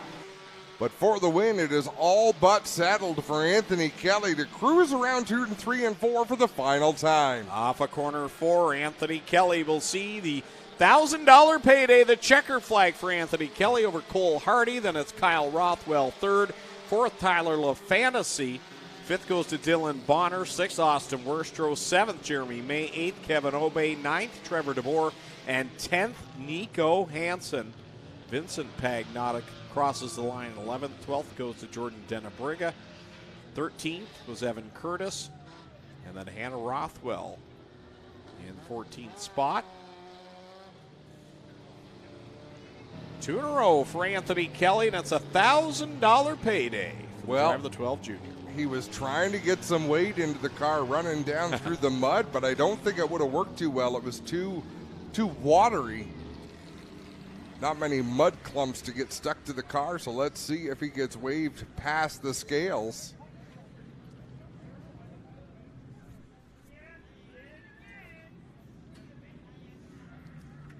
So he'll come down to Quick Wick Victory Lane down here in front. Humberstone Speedway, of course, has the cool Pete Costco Memorial Victory Lane here, sponsored by Quick Wick Fire Starter.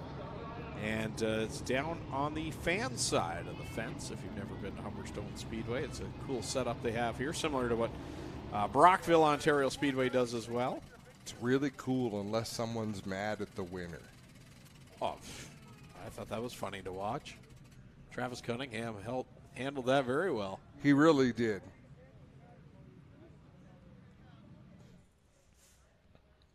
Anthony Kelly gets cleared off the scales by tech man Mike Miller.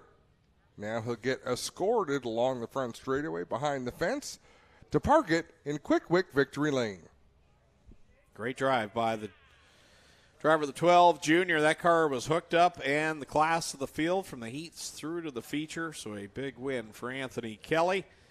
Cole Hardy, good run for him, the second spot. Plenty of drama there in that feature race.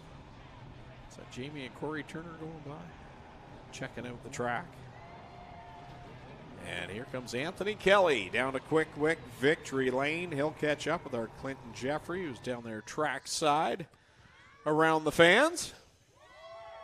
Thanks a lot, Greg. We get ready to go here in the Pete Costco Memorial Victory Lane. This year with Quick Wick Fire Starter on the livery as well. And here he comes. No slow poke getting out of this one. Anthony Kelly grabs the win. Another one, 2 in a row here at Humberstone. Takes the bow. We'll get him down here and have a word with him. His dad was a dominant racer here for many years in this mini stock division. We'll get Anthony around, talk to him as well. Former go-karter around these parts. Picks up another feature win here in Niagara. Anthony, great drive here tonight. This car looked flawless. You picked up the win in the Duel on the Dirt. $1,000 win. It's a pretty good deal, man. Oh, this is amazing. I can't thank my dad enough. Everyone who helps. All the sponsors here, Mason's Towing, TC Decals, Heaters and Heroes that's coming up. Terry, Vince, thank you for the awesome track. Way, way better tonight. And, yeah, Robert for coming, helping out. All the fans, thank you. We wouldn't be able to race without you, and I just really appreciate it. Thank you. Right on. Anthony Kelly picks up the feature win, guys. We'll turn it back to you guys. We'll jump to a quick break. We're right back live here on G-Force TV for the Fall Classic here at Humberstone Speedway.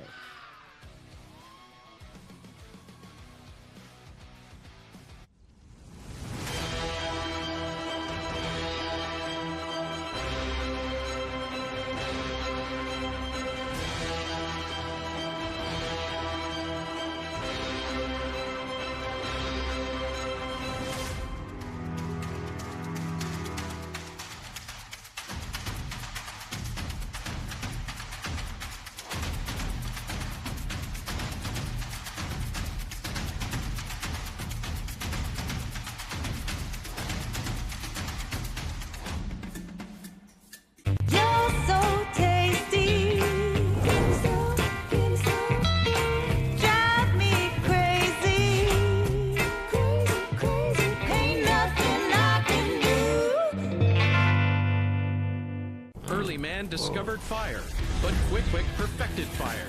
Quick Quick is the only fire starter that guarantees to start your campfire, wood stove, or fireplace without the need for kindling or paper.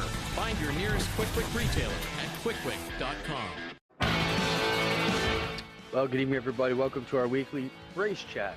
Adam Ross and Clinton Jeffrey are live and interactive every Tuesday night. Rivals Race Chat is your home for race discussion, debate, news, interviews, and more. They'll even take your questions and comments live on the air and talk to some of the newsmakers each week. Tune in every Tuesday night at 8 p.m. on GeForce TV.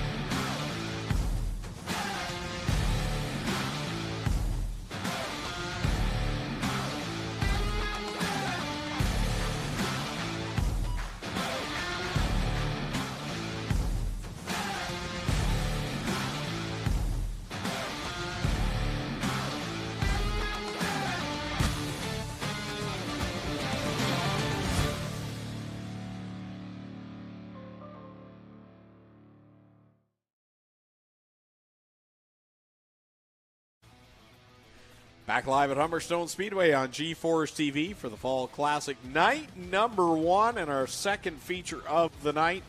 Tonight, all the racing brought to you by Nitro 54 Variety, Burger Barn, and Cata Construction. This is the GR EnviroRail Street Stocks. Dylan Slider will start on the pole. He's from Port Colborne in car number 5, going off second out of Caledonia, the 55 of Mikey Bobby, Mike Thorne. Starting in third out of Port Robinson, the 108, it's Zach Bleach. And going from the 4th spot out of Caister Center, the 41 of Adam Plazik. Starting in the 5th position, the driver out of Victoria in the 84 RK, it's Ryan Beagle. And alongside him from Hamilton, the 25 machine starting in 6th, Ken Sargent. Starting 7th, Dave Bailey out of Hagersville in the 49, alongside him from Caister Center, the 28 of Jim Lampman. 9th starting position, Go Fast Teeple out of Thorold in the 11. And from Unga, Ontario, the 1A, Jake Hooker starts 10th. 11th spot from Shannonville, the 26 of Craig Hanley, alongside out of Dunville, the 37 J. Jeff Bean. Starting 13th out of Hagersville, the 93K of Mike Klazinga. And Brian General alongside in the 14th spot. He's from Moshrekan in 13.5. Gord Grant from Morpeth in the 18 starts 15th. 16th from Niagara Falls, the 19 of Trevor Want. 17th, Gino DeGay from right here in Port Colborne, the G8. 18th, Kevin Kokrick out of Fonthill in the 7K. Jason Fontaine from Port Colborne, the 1J. Starts 19th. 20th, Dave Small from Port Colborne, the 7X. And Steve Shaw Sr. from Merlin in the 96 starts 21st. Don't think Jason Fontaine made the call for this one. Shame for that driver. Always fast here at Humberstone. Green flag flies. Mike Thorne gets the jump on Dylan Slider. So it's Mike Thorne. And here comes Zach Bleach to the inside. He'll take the second spot. They're 3-4 wide through the third corner. Jim Lampman just sent it down into turn 3. Wow. Comes off looking good. Tries to get to the outside of Kenny Sargent. Good job, Adam Plazik, to save that car in 4. I thought he was going to go around in front of the field, but he's tucked back in there, settled down as now Jake Hooker. Is he hooked to the 28 of Jim Lampman? No, they're separated now, but. Oh, wow. Wow. Jake Hooker off the pace, flat right front tire, the issue for the 1A machine. Yellow flag flies.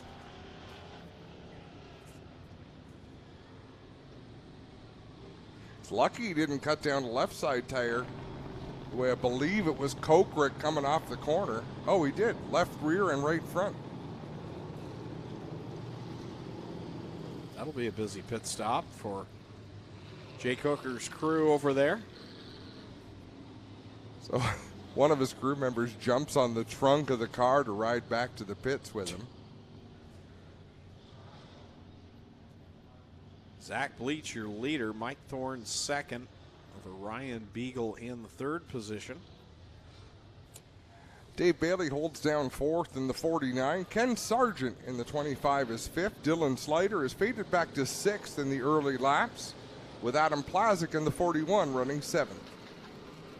Eighth right now, Go Fast Teeple. Ninth, Craig Hanley. And 10th, Mike Klazinga.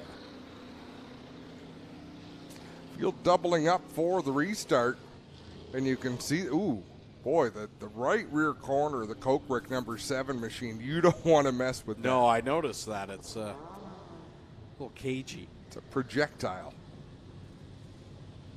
Is that the right word? No. No, projectile means it's Leaves moving in the a car. fast pace. It's a protrusion. That just sounds wrong. Good God. It's got a hernia. Something like that.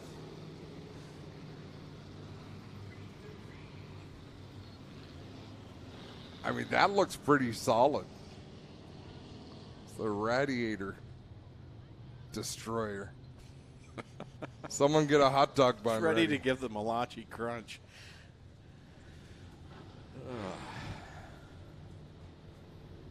It's only 9. How great a line is that out of a TV show that 40 years later it lives? That and Jump the Shark. Jumping the Shark is still. Yep. And Henry Winkler is every bit as hot as he was then.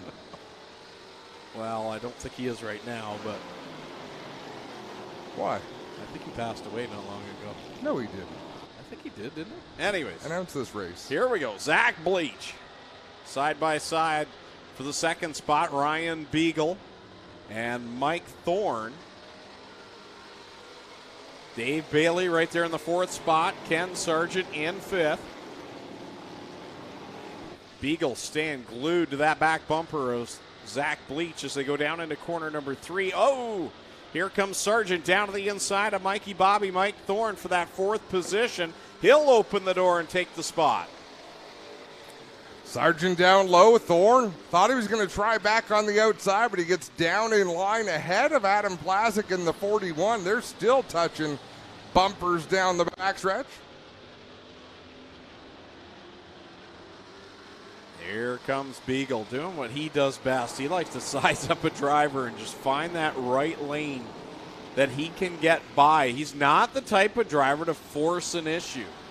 No, he'll see where you're weak. Lap after lap, he'll size things up, and then he makes his move decisively. But when you've got Dave Bailey hot on your heels like he is, those top 3 open up just a little bit on Kenny Sargent. You can't afford to wait too long if you're Ryan Beagle. Yeah, here comes Bailey. Following in the tire tracks of Beagle and Bleach right now, the top 2. Bailey swings it out to the wall. Here he comes to the outside of the 84 RK.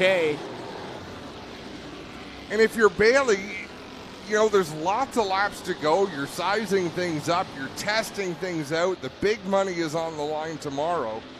You know he will make a move, but you want to show your nose as much as you can. Keep people guessing. 3 cars out in front, then a gap back to Ken Sargent, and then a big gap back to this battle with Adam Plazik, Craig Hanley, and Mike Thorne. Go Fast Teeple in there as well as we watch the top 3 work off corner 4. For those of you scoring at home, Henry Winkler is alive and well. Is he? I just saw him on an award show. I'm like, if he passed Oh, away. really? Oh, okay. I'm not up on my star trivia. No, just assume they're dead.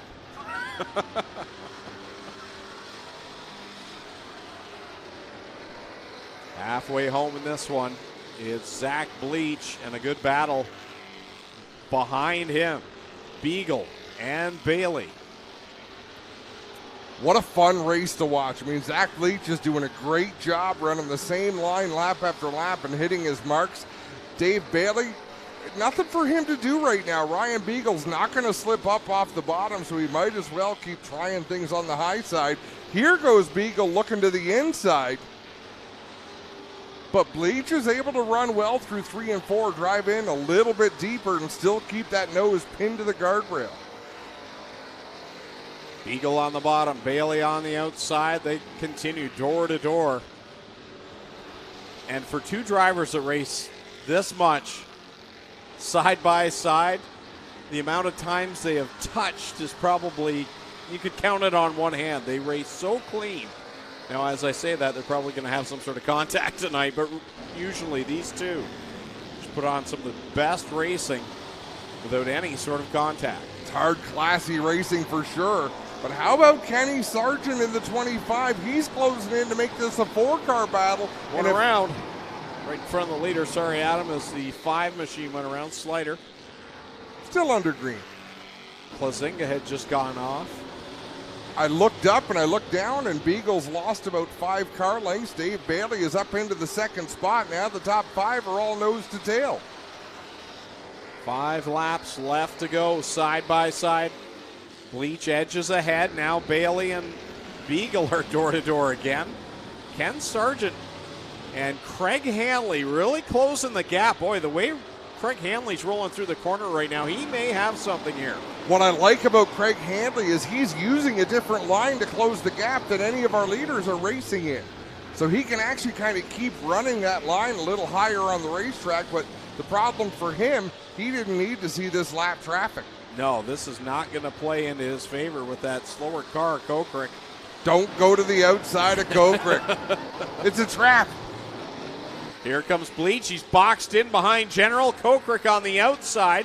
Bleach finally gets by the 13.5. The top 5 are all stacked up. That was a fast-moving train that just went by General. 2 laps to go. Bleach continues to lead, but here comes Dave Bailey. Man, what a 5-car battle out in front with 2 laps left to go. Side by side for the lead, side by side for third. Craig Hanley looking for room on the high side in that machine, that black car. They work down towards the white flag. Side by side go Bleach and Bailey. Don't count Hanley out just yet. Here he comes around the outside of both Bleach and Bailey. They're going to make it 4 wide off the second corner. 4 wide down the back straightaway for the final time. Beagle keeping his nose to the inside. Who's it going to be, Greg? Off the corner, Craig Hanley is going to do it. What a drive. Zach Bleach comes home second. Dave Bailey third. Ryan Beagle, I believe, got 4th over Kenny Sargent. And Zach Bleach, although he won't know it until he goes to watch the video, had a great shot at winning that race. But the contact with Ryan Beagle in turn 4. Let's have a look at this replay. Watch the final lap. Right there did it. 1 and 2 was...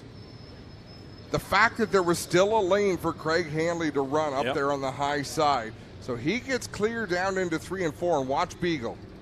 Right there. Yep. That was just, Hanley might have won regardless, but that was just enough of a wiggle that Bleach couldn't get the power back down.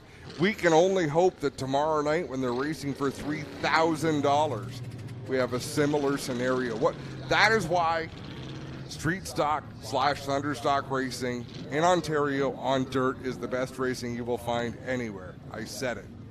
It is. It's phenomenal racing no matter what track it's at. And we just saw a guy that was running in 5th. And we're talking car lengths back from the challenge for the lead. Closes in the last 2 laps and takes it on the outside line. Running 5th against the best thunderstock racers in the province. And was able to find a line nobody else was running and capitalize on it. And we've heard this from Dave Bailey that sometimes he'll give away his line too early, and maybe Ryan Beagle will pick up what he's doing. These drivers had no idea what Craig Hanley was doing to know that he's back there using this line to perfection. What a drive. Man, oh man. Perfect scenario for Craig Hanley, because if they hadn't got battling for the lead, he never would have had that opportunity. So he is going to go down a quick wick victory lane. In memory of Pete Costco. Our Clinton Jeffrey will be down there to greet the driver of the Peacemaker 420, number 26, and he's just moved to the top of the charts as the favorite for tomorrow night's 75-lapper, I'm sure. Well, he won some races here over the last couple of years that we did on G-Force. This is a guy with laps in Canadian Modifieds at Brighton, late models. He can get it done in any type of dirt stock car, and now he's going to unbuckle the helmet and talk to our Clinton Jeffrey. We'll also get our 50-50 draw going, so get out your tickets. We'll get our Thunderstock Street Stock winner, Craig Hanley, here to draw the winner. Here he comes, ladies and gentlemen. How about it for Craig Hanley? Picks it up with a big outside last lap pass and gets it done. Craig, solid drive here tonight. This is a good start to the weekend here with the big race put on by Mario and everybody down from your neck of the woods. But let's talk about that outside line. Man, you drove around two of the best here in Southern Ontario to get it done. Talk about using it outside. Yeah, I didn't know. I was skeptical of what the track was going to do, and once I got up there, I figured that probably would work up there. So it's nice to wash some dust off this thing. It hasn't been going in a month. We've been busy with some other cars, but feels good. Looks good. You ready for tomorrow? Yeah, we'll grind some tires and see what happens. Right on. How about it, folks? How'd you like that last lap pass? Let's get our 50-50 drawn here. Craig, come on over here with me. We'll reach in and pull out a winner. You just walk away? I guess I'm okay. Just pull out a winner then? All right. Jump in there. All right, Craig. Thank you. Winning 50-50 numbers, 791-5849. 791-5849. Come on down and claim it down in front. We'll hand it over. And that'll do things from down here in Victory Lane. We'll be right back live here on G-Force TV to get ready to go with the Action Sprint Tour. We have 2 races to go. One tonight, one tomorrow. They're on the line. We'll be right back live here on G-Force TV.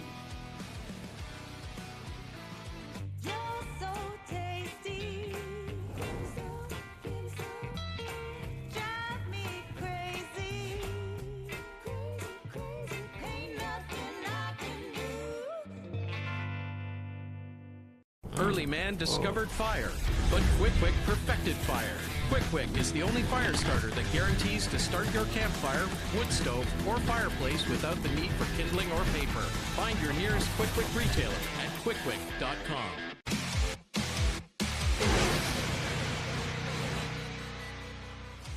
I've always had the spirit that I wanted to invent something new, and so when we got into clothing, I got immersed into it, and the only way that you really understand how to build clothing is to become a pattern maker.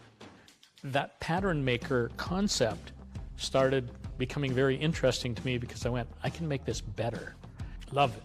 Absolutely love designing. Doesn't matter whether it's a garment or an engine or a car, decals on our race cars. I love doing that. That's my forte.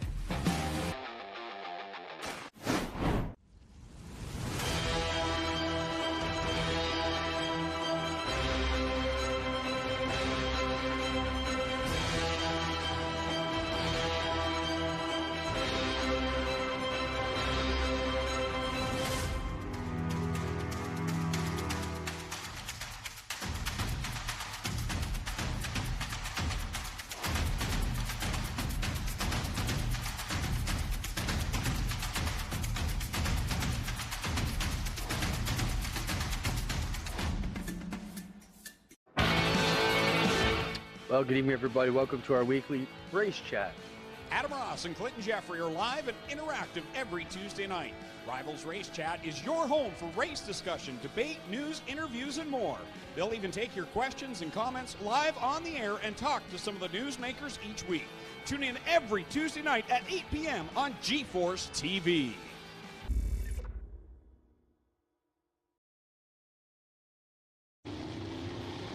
Back live on G-Force TV for night number 1 of the Fall Classic at Humberstone Speedway, getting ready for the Action Sprint Tour 25-lap main event. Adam Ross with the starting line.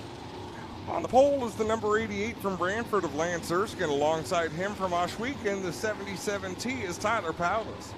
Row 2 on the inside from Waterloo, the 19D is Alan Downey, the Professor. Alongside him, the 12 Double D from Freelton is Darren Dryden. Starting 5th from St. Catharines, the 71 is Mike Bowman. Starting 6th from Pierreville, Quebec, the 19 is Matthew Bardier. Starting 7th, it's the Iceman from Six Nations, the 20 is Johnny Miller. And starting 8th from Port Colborne, the 5D is Jacob Dykstra. Starting 9th from Wainfleet, the BS 39 is Brett Stratford. Starting 10th from Brighton, the 39 is Jonah Martin. Starting 11th from Listowel, the 97 is Sheldon Bender. Starting 12th from Port Perry, the 4B, 4-barrel Daryl Peltier. Starting 13th from Ancaster, the 16X is Keegan Baker. 14th from Ohsweken, the 77E is Ashton Van Every. 15th from Bowmanville, the 31 is Dale Curran. 16th from Smithville, 71C is John Cadman.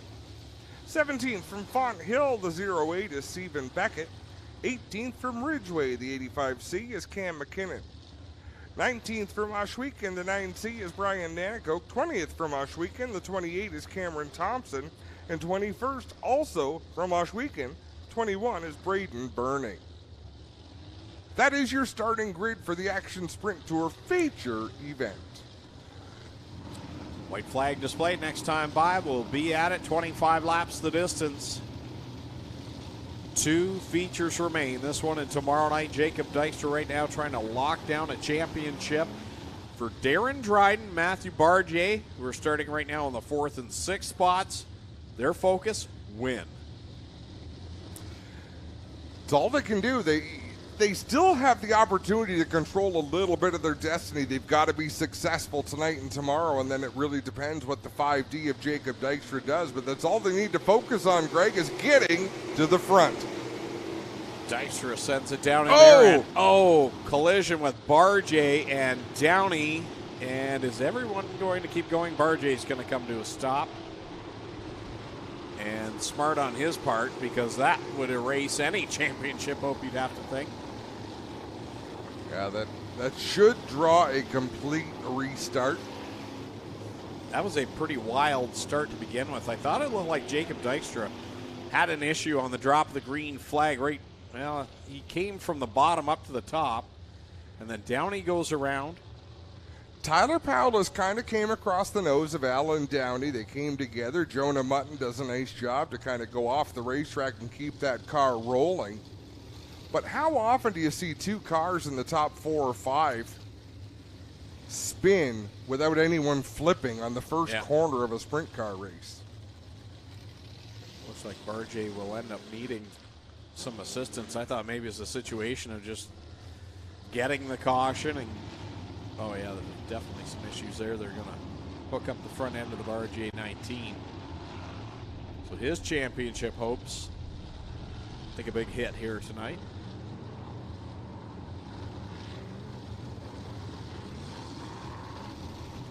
So I'm a little curious. Okay, that makes more sense. I'm looking at Jacob Dykstra up in 4th. He was 8th in the original start, so 6th would make sense to me. 4th did not. Nice job for Jacob Dykstra to avoid that mishap. Yeah, that kind of happened right in front of him, but got out of the way in time.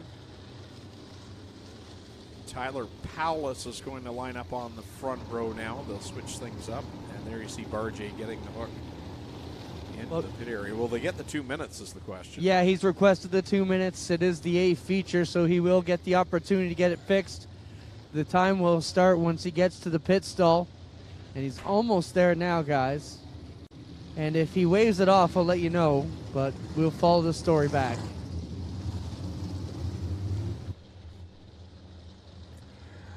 So up front is going to be Lance Erskine in the 88, Tyler Powless in the 77. And then behind them, some fast and aggressive racers, Greg. Yeah, some tough drivers to hold off, that's for sure. You've got 2 relatively new racers on the front row. And then Darren Dryden, who's been so dominant this year. Mike Bowman, same for him. Jacob Dykstra. More can you say about those 3 drivers? Johnny Miller, the Iceman, right in the thick of it. Then Brett Stratford, I think you can throw his name in. Almost, like he hasn't had the success of Jacob Dykstra or Mike Bowman or Darren Dryden, but he's been that close. Came into this weekend feeling like this might be the weekend for him. He's very good here at Humberstone. Very good no matter where we go, but he is owed one I mean, if a driver's owed one, it's Brett Stratford. I have thought on a number of occasions it was his night to win. But that's the beauty of this crate sprint division. I mean, racing owes nobody anything. But in this division, you're not going to be given a thing. You have to take it because the next person in line is going to take it. Just when you think you've been given something, someone else is going to take it. Let's just explain what's going on here for the viewers that may be new to sprint car racing.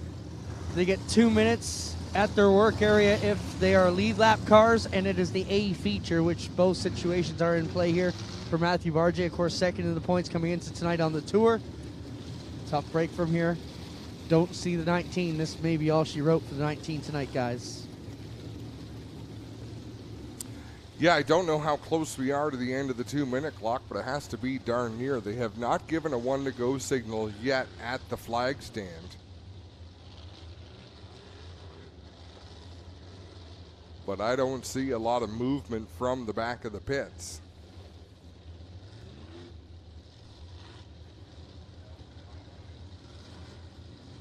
So there'll be at least another couple of laps. So still under the caution flag, no white flag just yet.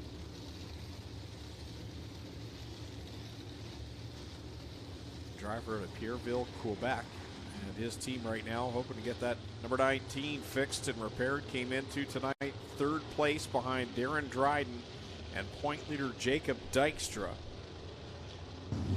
Coming for the white guys, doesn't look like Barjay's going to make it. We're getting reports that they are getting pushed around, but they have not made their time. And now yellow comes back out. This may be the break that the 19 needs. Well, they've called for a push truck, so I'm a little surprised there was no push truck back there, Clint. But in fairness, Humberstone, it's not a weekly sprint car track. I mean, at Ush Weekend, it's a matter of routine. Well, new race directors in place tonight, too. You know, our sprint car directors are normally thinking ahead on that. But Joe Scott Nicky doing a great job filling in for us tonight. Here comes Barjay, fired and rolling. White is out. 19's going to have to catch the back of the pack, but he's in it, guys. And I think that was a great call by Joe Scott Nicky. You know, he quickly takes into account all of the factors. Err on the side of the racers. These teams travel a long way and put in a lot of work. And Matthew Barjay will be able to restart from the back of the field, but at the front, Lance Erskine in the 88 and Tyler Powless in the 77, Greg. Let's do it quick. Fire it up on this restart.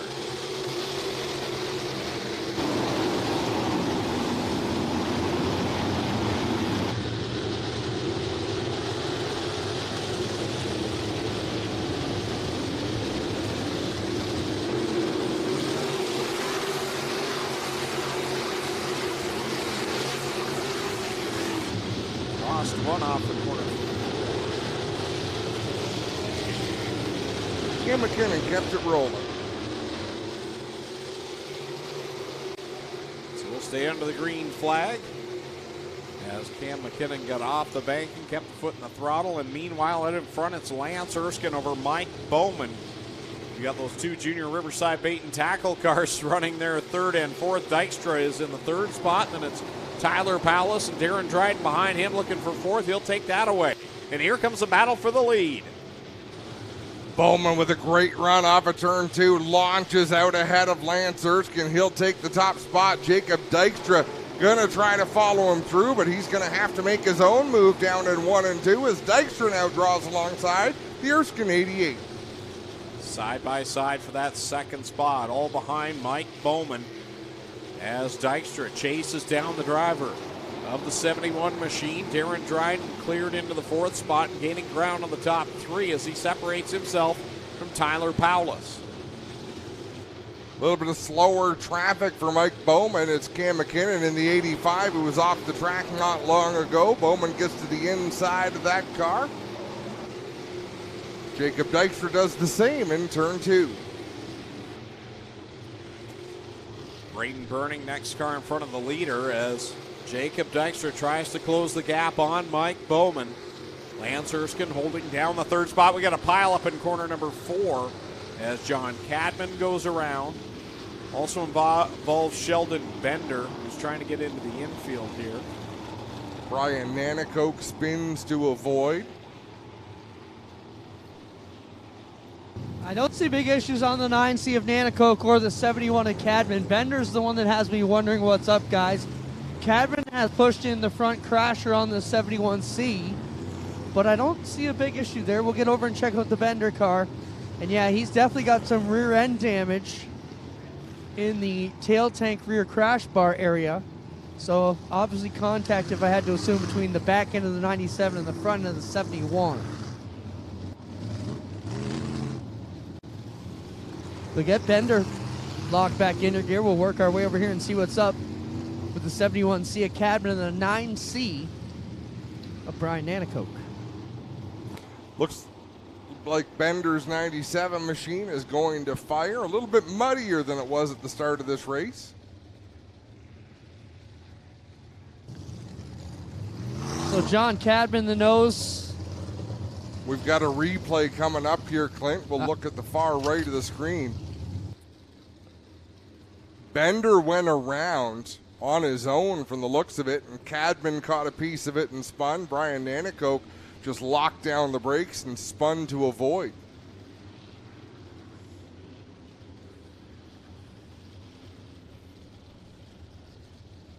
Yeah, it looked like the contact between Bender and Cadman. Cadman slid in and made contact somewhere around the right front wheel or just behind that, back in the header area.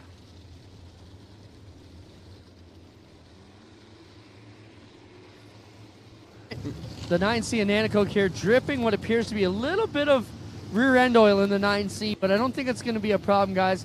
A bit of a puddle here, but nothing really. A few drops, not just rear end grease out the back of the 9C. Just rear end grease. Gave Mike Bowman a Mighty Wipes moment there for a second. Yeah, how do you Corner do? 3.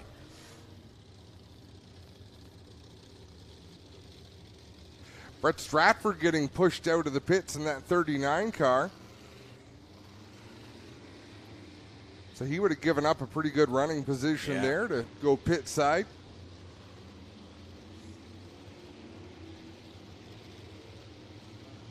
So it's Bowman, Dykstra, and Lance Erskine, your top three. Then you go to Darren Dryden in the 4th spot. Tyler Pallas runs in 5th. 6th right now, Johnny Miller in the 20. 7th is Daryl Pelche in the 4B. 8th right now is Ashton Van Every. 9th is Dale Curran. And 10th, Stephen Beckett. Jonah Martin back there in 11th. 12th is Alan Downey. 13th right now, Matthew Barjay. 14th is Keegan Baker. 15th, Cam Thompson. And then 16th, Cam McKinnon, who might be a lap down. Yeah. And Cadman, I think, will still be on the lead lap. So then you got Cadman, Bender, Burning, who I believe is a lap down, then Nanakoke, and Stratford. So might be a couple of cars in there. The 85C and the 21 would be lap down cars, possibly. Other than that, everyone else should still be on the lead lap. I still want to see Braden Burning come out of his shell next year and just be lightning quick, so we can call him the Burning Sensation. Well, we've seen other guys do it, right? Look at Tyler Ward, Pelche. Exactly. A lot of these guys can get it done. The sophomore chance. That's right. He's got to earn that nickname, but once he does, Greg, mark my words. Green is out, Mike Bowman. Jacob Dykstra trying to pull away from the field. Lance Erskine and Darren Dryden continue in that fight for the 3rd spot. Dryden opens the door off of 4, and he'll slip on through. Good restart for Darren Dryden. Sized up Lance Erskine quickly and makes the pass. I dare say the top 3 cars in the running order right now are the fastest 3 cars at the racetrack, Greg. Yeah, I believe so right now. They've been 3 of the most dominant in this division all year long. Mike Bowman, his batting average, we need to sit down and actually figure out his wins per start ratio, but it's pretty impressive. Jacob Dykstra at one point, he was the guy that had that. Yep. Racing is a very much a what have you done today. You know, stats are great, history is great, but it's what you're doing today that really matters. And Mike Bowman today is leading the way over Jacob Dykstra. I wouldn't say he's pulling away much, but he built that lead fairly quickly, and he's keeping it. Leaders heading into corner number 3. Brayton Burning, next car in line for leader Mike Bowman, who leads over Dykstra and Dryden. Then a gap back to that 4th spot. Lancers, can Tyler Powlis, got to give them a shout out, running 4th and 5th and holding their ground very well right now. Halfway through this time for Mike Bowman, crossed flags, 13 laps down, 12 laps to go. Driver I'm enjoying is Dale Curran in the 31 machine. He's got that wing pulled right back, and he's making ground out there, Greg, trying to close in on Johnny Miller in the 20 right now. He's got Darryl Peltier behind him. Dale Curran picked up his first win back on Labor Day weekend at Brighton Speedway, and another one of those smooth, steady, impressive young drivers is right now Mike Bowman across the stripe another time. 10 laps left to go over Dykstra. A good gap back to 3rd place Darren Dryden now. Dykstra slowly closing that gap on Mike Bowman as Bowman gets in towards more lap traffic. It's really going to depend who's able to carve through this traffic without having to slow their pace. Jacob Dykstra, this is his home track. He's had a number of wins here. He's the home track celebrity. He'd like to get by Mike Bowman in that 71. And I mean, if you're Jacob Dykstra, you want to beat the best. And when you're the top of the standings, you still want to beat that guy that's been winning all the big races. And right now he has a chance to size up Bowman and do something that not many other drivers have done. No, that's for sure. And there's a lot of people who'd be happy with a 2nd place finish, Greg. Jacob Dykstra is not one of those people. No, and here they go. Mike Bowman will split Cam Thompson and Brett Stratford. Nice move. Dykstra, wow, he forced the issue there. He knew it was go time. It really was, but you know what? I think Mike Bowman did it a little bit prettier the way he threaded the needle there. He built up a little bit of a gap, but Jacob Dykstra looks like he is closing that back up again as he works in towards the 71. Both of these drivers happen to step out of their preferred line to work through this lap traffic now, and Dykstra is right there on the tail end of Mike Bowman. And right now he is so good in 3 and 4, but his lane keeps getting blocked. Keegan Baker there as they come across the stripe. Bowman has Dykstra right on his tail tank. Dykstra overdrove turn number 1. He had a plan there. It didn't quite work. See if he can close it back in 3 and 4. Bowman goes to the inside of Sheldon Bender, and Bender got right sideways in 3 and 4. Dykstra's right there. He's closed the gap. Now Bowman off the corner, pulls away. 3 and 4 is where Dykstra seems to be better. He'll really charge into the 3rd corner. 2 laps to go this time. Mike Bowman continues to lead the way, but Jacob Dykstra is on the charge. Let's remember the finish at the Sprint Car Nationals. Mike Bowman stole a win away in lap traffic from Jacob Dykstra. Could we see payback here tonight? Here comes Dykstra around the outside. So many lap cars, 3 of them between he and the leader. 1 lap left to go. Bowman leads it. Here comes Dykstra. He cleared them all. Big move by Jacob Dykstra to the outside to clear 3 lap cars and won't move trouble in turn 3. And who wanted the line? Dykstra and Bowman were side by side, checkers out.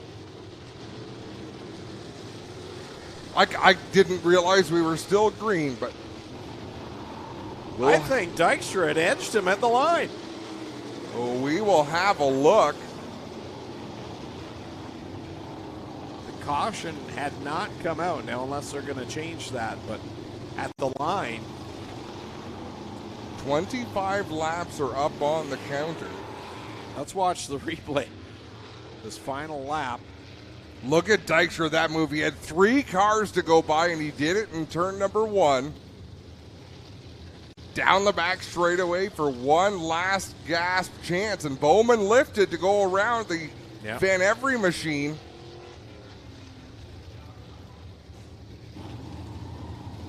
Wow, Bowman had to lift to go around the car that had spun around. We have not seen what the transponders show. Joe Scott Nicky is coming up. He wants to look at the replay, which we have. So, Truck, we've got to get you to show that same thing back again. I'm hearing it's a 0 gap at the line.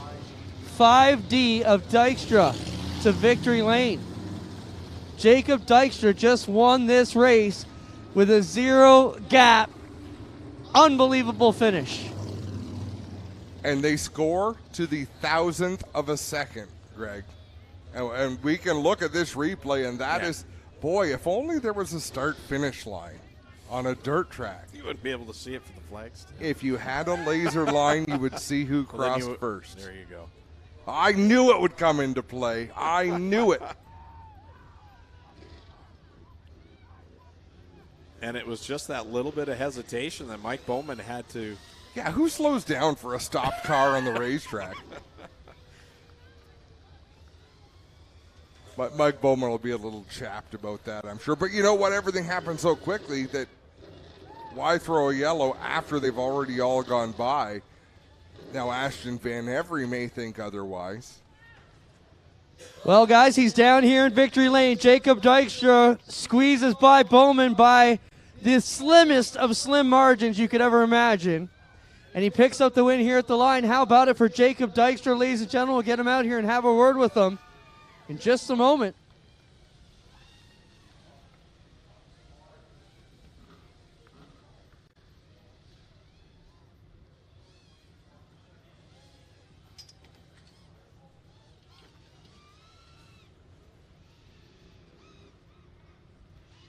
Here he comes, ladies and gentlemen. How about it for Jacob Dykstra, the point leader for the Action Sprint Tour. Going to carry it into tomorrow's finale and gap a little bit more over Matthew Barjay.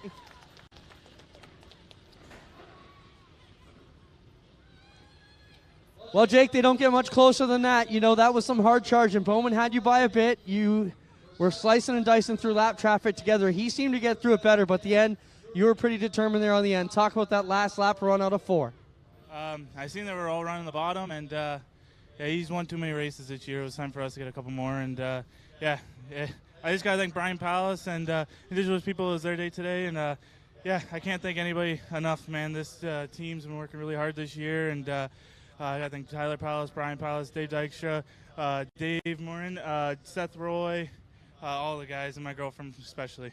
Right on. Jacob Dykstra wins another one, guys. He'll lead the tour into tomorrow's finale with the point lead. And that'll wrap things up here from Victory Lane. We got 2 more features to go live here on G-Force TV. We'll be right back from the Fall Classic here at Humberstone. Early man discovered fire, but Quick perfected fire. Quick is the only fire starter that guarantees to start your campfire, wood stove, or fireplace without the need for kindling or paper. Find your nearest Quick retailer at quickquick.com. You're so tasty. Drive me crazy. Ain't nothing I can do.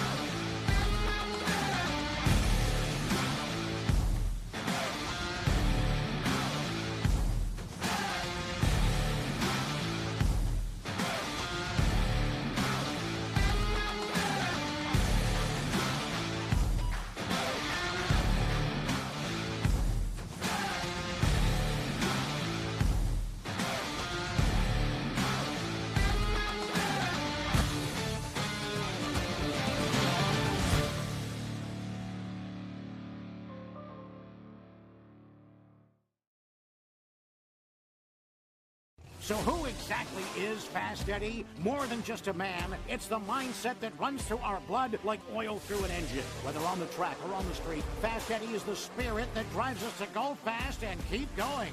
Born in 1949 with no time to look in the rearview mirror. Every story is worth telling, and every piece of Fast Eddie apparel has its own. Celebrate our mindset. This is Fast Eddie. This is combustion culture. FastEddieSpeedwear.com. Back live at Humberstone Speedway for night number 1 of the Fall Classic, brought to you by Nitro 54 Variety, Burger Barn, and Cata Construction. We're going to send it down trackside, Clinton Jeffrey. Well, guys, the officials have been talking about it up in the tower. They're calling this an equal win. It is a split win between the two of them. They cannot determine it visually. It is a 0.0 gap across the line. So we have dual winners here tonight, Mike Bowman and Jacob Dykstra. An unprecedented event here. We'll bring Mike Bowman in, get a quick word with him, guys. You know, I believe if it's the transponder says 0 gap, you got to do it, right? Nope. No? No. Well, we'll discuss this on our show, Adam. Either way, it's the call that Joe Skotnicki's made up in the tower. We'll get Mike Bowman in here and get his side of things.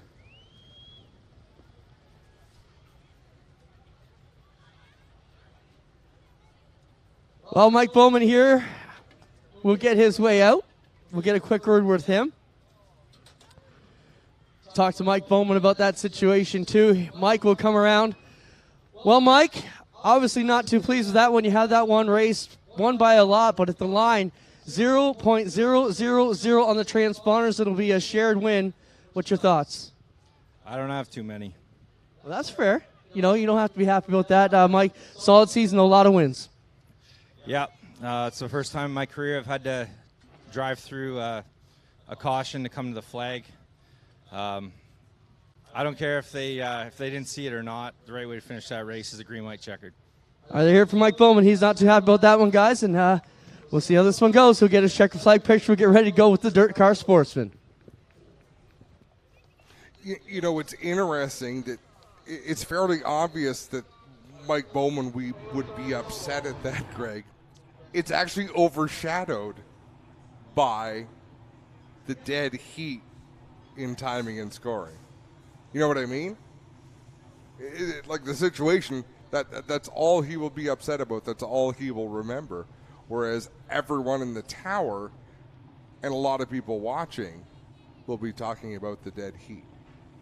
Because everyone can agree, if any official had seen a car spun out in 3 and 4, they would have gone yellow. By the time they realize it, the field's already gone past the problem.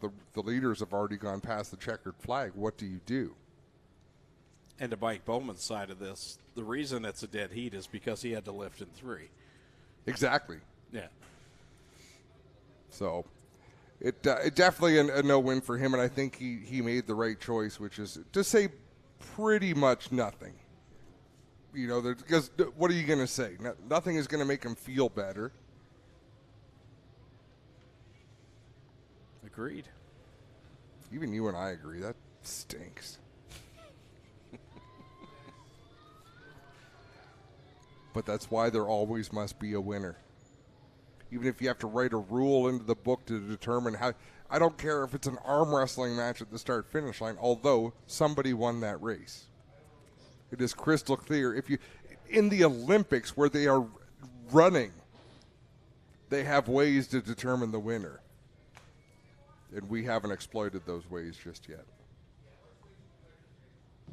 Okay, I'll play along. 2 runners cross the line in the Olympics. How do they determine a winner?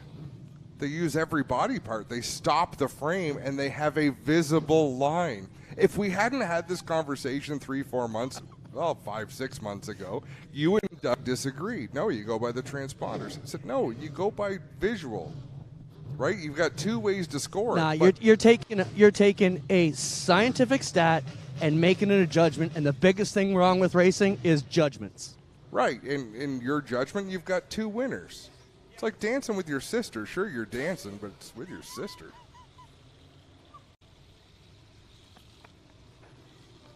We'll continue the fight some more. It was a good one when we had it the first time. I thought I was right then. I still think I'm right. Have a freaking line.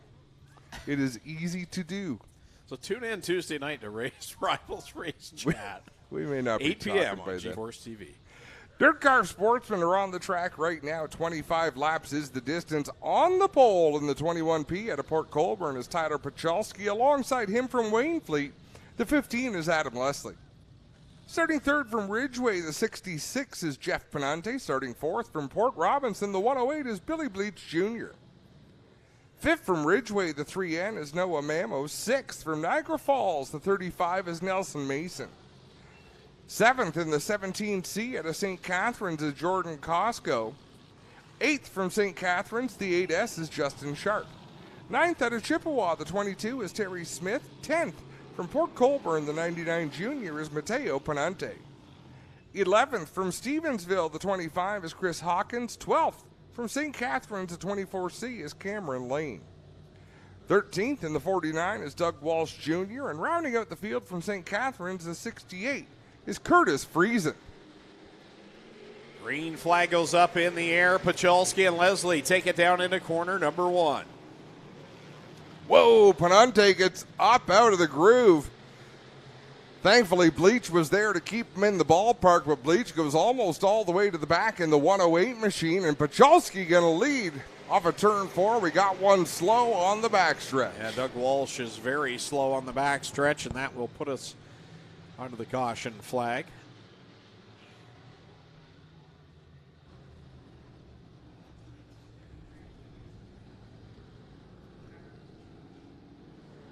So he will pull it pit side. And I didn't really see what happened there other than I saw that car kind of out of control at the back, but I don't know if that had to do with the bleach and the bleach issue up there in the corner where I'm not sure. Who was it that bleach kept in bounds? Panante in the 66. Yes. Drew a blank there on who it was as we get ready to come back to the green flag.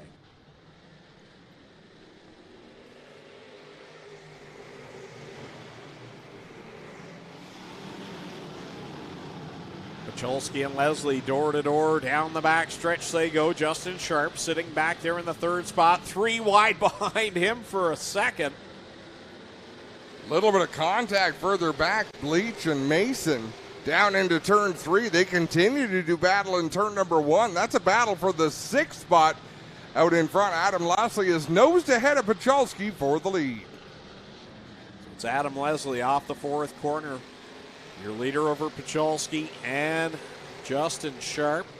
Jeff Panante back there in that 4th spot. Costco and Noah Mamo right now riding in the 6th position. He's had a good solid night tonight in that 3N. Yeah, he really has. Wow, look how sideways Mason is in 3 and 4. Terry Smith trying to run the bottom of Mason. He was right dead sideways in the middle of the corner in that 35. Here comes the battle for second, heating up. Justin Sharp. He's trying to work to the outside of Tyler Pacholski as they roll off of corner number 4. Pacholski has the position all behind Adam Leslie and that Sterling Lubricants number 15. Yeah, Leslie off to a great start, and we are under yellow. Debris.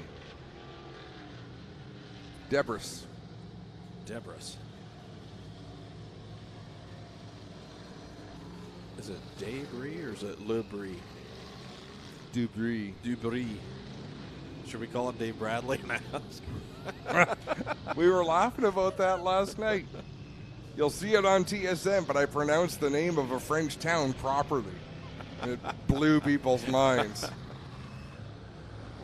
Every now and then. Clint sounded great and looked great in that broadcast as well.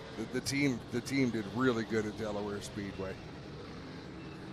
That was a good race. Yep. 5 laps down in the Sportsman Feature event, scheduled for 25 laps. Race of Champion Sportsman ready to go back to the green flag. Adam Leslie, Tyler Pacholski on the front row. Back at it. Leslie has been the class of the field here so far tonight in that 15 machine, but here comes Justin Sharp, this time to the inside of Pacholski.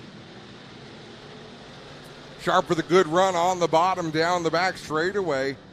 And look at the return of Bleach in the 108 back into the top 5, racing under the Costco 17C. Not much room to work on the inside there, but he'll keep trying. Nelson Mason right behind him. Yeah, the early problems didn't hurt Billy Bleach too much. He's been able to work right back up. He's into the 5th spot, putting some pressure on Costco and Pacholski now. As Justin Sharp pulled away from Pacholski, he's done a pretty good job to keep pace right now with Adam Leslie, your leader, Costco and Pacholski door to door. Costco trying to take over that 3rd spot. Costco makes the pass. He'll drive away from Pacholski. Justin Sharp keeping pace with Adam Leslie in the 15. The distance is about 5 car lengths between 1st and 2nd, down into 3 and 4. Whoa, Curtis Friesen goes around in turn number 3 in that 68 machine. That may or may not draw caution tonight. I shouldn't be. They missed one. I shouldn't be hard on the officials because I'm sure they will be hard on themselves for that. But the opportunity presented itself. I'm not digging any holes. You do enough. It's one of those situations where they will always go yellow if they see it. Like there's some situations where you think, oh, maybe they should go yellow, maybe not. That was not a gray area. They just didn't see it.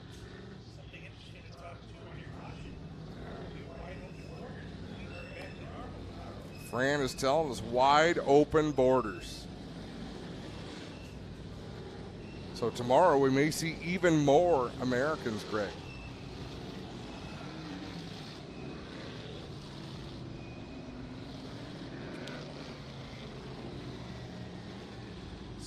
Friesen car pushed off, and looks like he'll be ready to tag on to the tail of the field. Well, he's going to go through the infield first. There we go.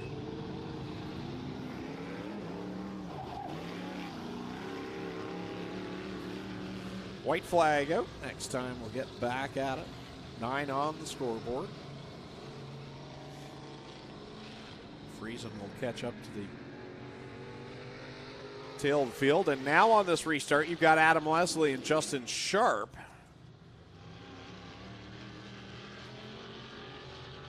Costco and Bleach in the row behind. And we've lost Pacholski. I missed that. What happened with Tyler Pacholski there? Just headed to the pit area. Went pit side in the 21 machine, and look at Justin Sharp out in front in that number 8 Blue Moon Potatoes. You know, we talked about him being kind of a journeyman racer. He's good for a win or two every season, Greg. Like he'll forever run 5th, 6th, 7th spot out there, drive really well. A couple times a year, he'll find his way to victory lane. Could we be seeing that here tonight? He's got that Blue Moon Potatoes number 8S humming out there, out in front of the guy that's been dominating so far in heat and feature action. That number 15 of Adam Leslie, but it's all Justin Sharp.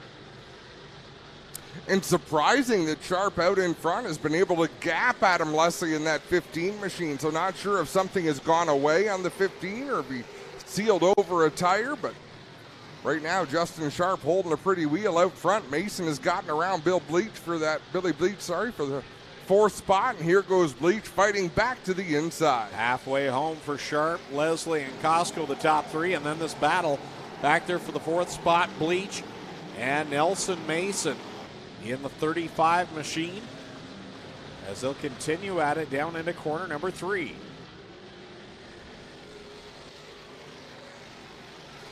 Bleach clears the Mason 35. Let's see if he can close in. He's got just over 10 laps to try to make his charge from 4th.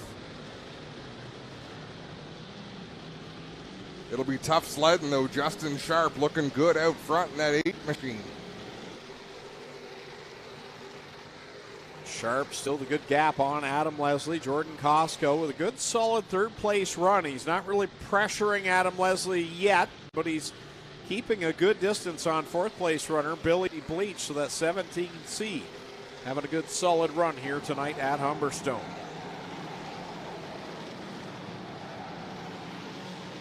Still the best battle remains. The Billy Bleach 108 and the 35 of Nelson Mason duking it out for the 4th spot. Jordan Costco up in 3rd. The 17C has not been able to close the gap on Adam Leslie. In fact, I think he just overdrove turn 1 a little bit. That allows Bleach to close the gap on the 17. Justin Sharp stretching this one out. One of those all-around good guys that you just want to see get to victory lane. He's out there, supports this division, no matter the track, too. He's just out there racing hard. And I personally have never seen Justin Sharp go to victory lane, so it'd be a good night tonight. The Blue Moon Potatoes number 8S. I can't confirm that I have, Greg, but I can't confirm that I haven't. I don't recall. 5 laps left to go for Justin Sharp. Over Leslie, Costco, Bleach, and Mason. That top 5 pretty much just settled down. He'll focus on hitting his marks each and every corner. Look at the track starting to black up in the turns there, Greg. This track has been great tonight, and I know it's been documented what happened a couple of weeks ago. The surface wasn't where it needed to be, but boy, oh boy, tonight we haven't needed to talk about the track basically because it hasn't been a factor. And the finishes have proved that.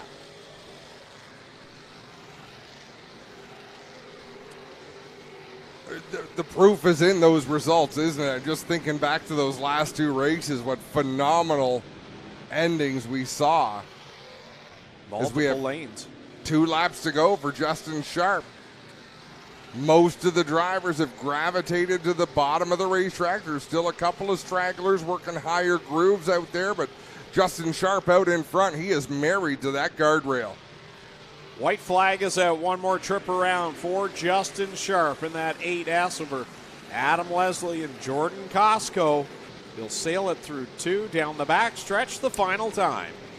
Down into turn 3 and 4, Justin Sharp right along the bottom of the racetrack, the same line he's run the last half of this race. It'll take him to the checkered flag. Adam Leslie second, Jordan Costco third, Bleach fourth, Mason in 5th, and it's Jeff Penante, Terry Smith, Noah Mammo, Mateo Penante, Curtis Friesen with Cameron Lane bringing up the rear.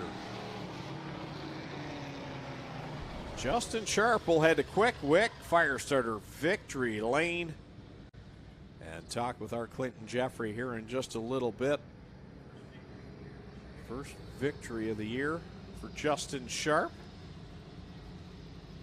For Adam Leslie and Jordan Costco. One more feature still to come. It's for the Pinty's Knights of Thunder 360 Sprint Car Series.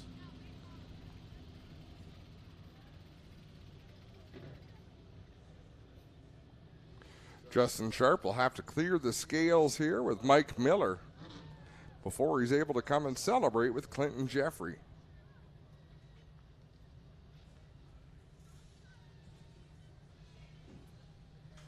Don't forget, tomorrow night, 6 o'clock start time right here on GeForce TV.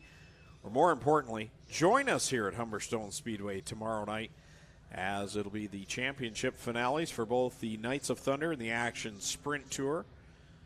Dirt Sportsman also on the card, along with an Open versus Crate Late Model Challenge and the 75-lap, $3,000 to win Peacemaker 420 Canadian Street Stock Championship race, the Canadian Street Stock Nationals, rather. Tomorrow night, 75 laps. It's going to be a long one. I don't think I've ever seen a 75-lap Thunder Stock / Street Stock race on dirt. So that's going to be a good one. Tomorrow night, 6 o'clock is race time. Join us here at Humberstone Speedway in Port Colborne, Ontario. Plenty of great seating available. I know today Terry had some of the VIP booths available, so you might be able to get in on one of those, but going to be a great night of action. If you can't make it, or if you're from out of town, GeForce TV will have you covered tomorrow night at 6 o'clock. What a great show that's going to be. I'm looking forward to the street stock. Well, I know we have championships for the sprint cars. Looking forward to that as well. Late models, always enjoy them. Sportsmen put on a great show. But that street stock race, I think, is going to be a race that has a lot of stories. Oh, absolutely. So we'll send it down. Clinton Jeffrey will talk with Justin Sharp, the big winner tonight for the Race of Champion Sportsmen. Sharpie down here with his dad, Neil. They'll get little Addie in here. Raylan going to come in too. Say hi to Dad. Justin work his way out here. Great drive for Justin in the 8S. We'll get him out here. How about a Humberstone? Welcome him to Victory Lane. Justin Sharp gets it done tonight. Come on around here, Sharpie.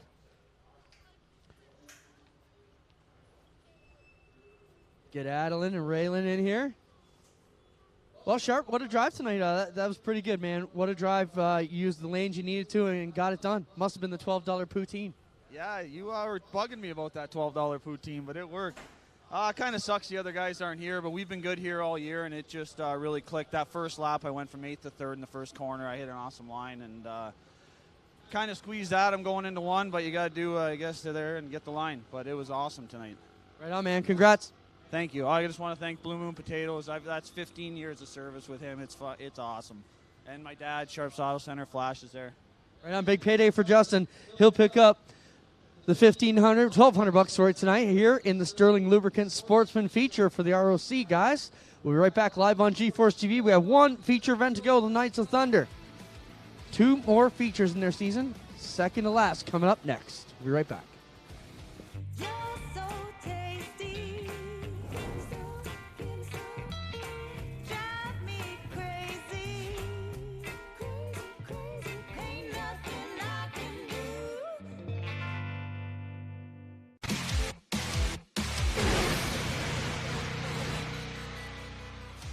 I've always had the spirit that I wanted to invent something new. And so when we got into clothing, I got immersed into it, and the only way that you would really understand how to build clothing is to become a pattern maker. That pattern maker concept started becoming very interesting to me because I went, I can make this better. Love it. Absolutely love designing. Doesn't matter whether it's a garment or an engine or a car, decals on our race cars. I love doing that. That's my forte.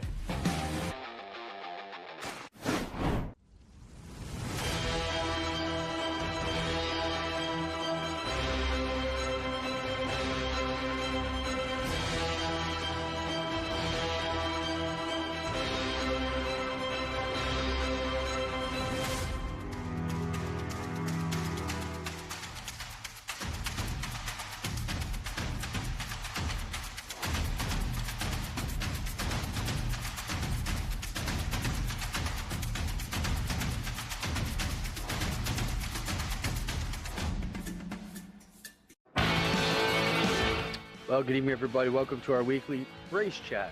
Adam Ross and Clinton Jeffrey are live and interactive every Tuesday night. Rivals Race Chat is your home for race discussion, debate, news, interviews, and more. They'll even take your questions and comments live on the air and talk to some of the newsmakers each week. Tune in every Tuesday night at 8 p.m. on GeForce TV.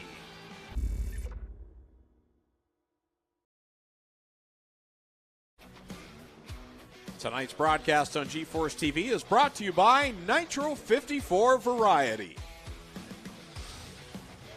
and by the Burger Barn.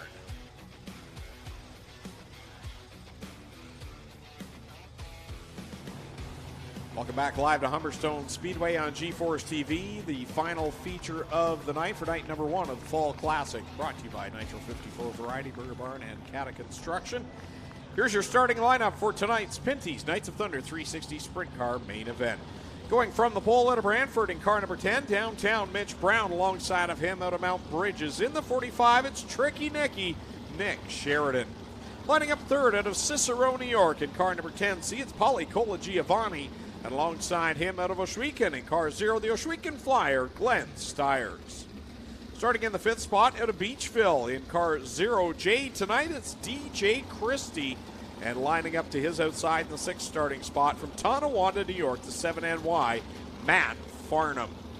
Starting in 7th out of Scotland, Ontario, the 87X, it's Sean Evans. And his outside going 8th from Oshwegan, the 68, Aaron Turkey. Starting in 9th out of St. Matthew de Belleville, Quebec, in the 28, it's Jordan Poirier. And going from 10th in the Little Bend 110, it's Jake Brown from Brantford. Going off 11th out of Ontario, New York, the 45H, that's the Cobra, Chuck Hebing. And starting in 12th out of Grimsby, car number 90 is Travis Cunningham. 13th starting position belongs to Chris Jones from Picton in the 11J. And his outside from Binbrook, car number 9, that is Liam Martin. Starting 15th out of Beamsville, the 88H, Josh Hansen. And his outside from Dunville, the 15, is Ryan Turner. Starting 17th out of Tilsonburg, the 13 is Corey Turner. And going off 18th out of Brewerton, New York, car number 87, Racing Jason Barney. Starting at 19th out of Grand Prairie, Alberta, the 24, that's Ben Siliker. And his outside, starting 20th out of Fenwick, Ontario, the 14H, the Red Rocket, Jim Hoopinen. 21st starting position is Jamie Turner out of Caister Center in the 11.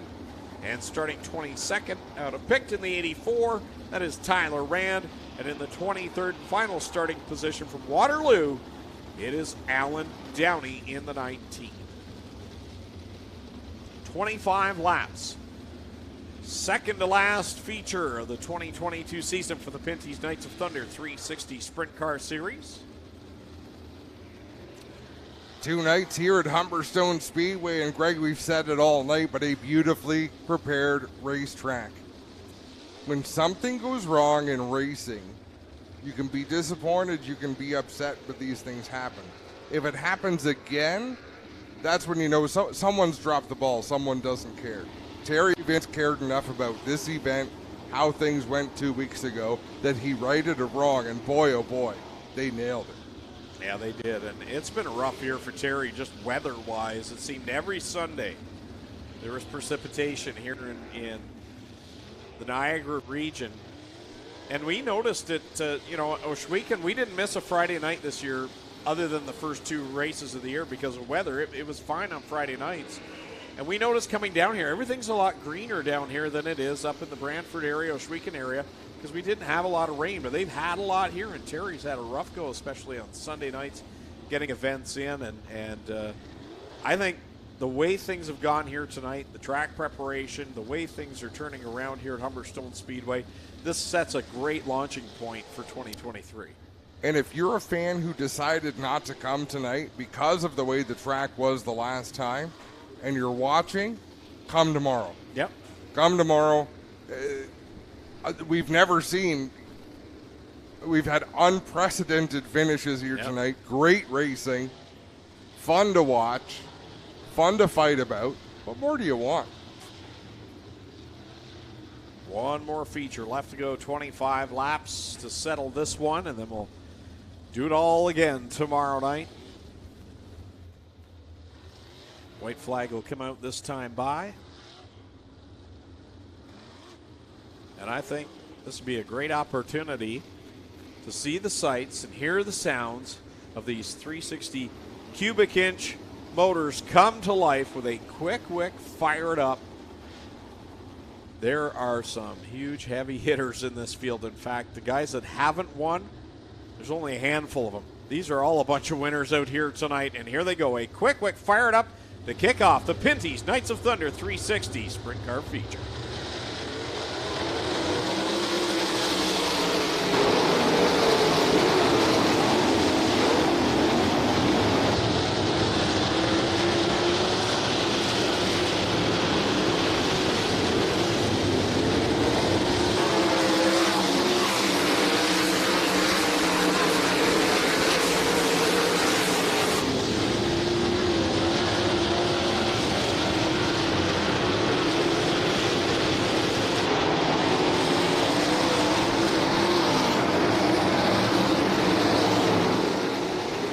Mitch Brown is picking up where he left off when we were here on June 30th.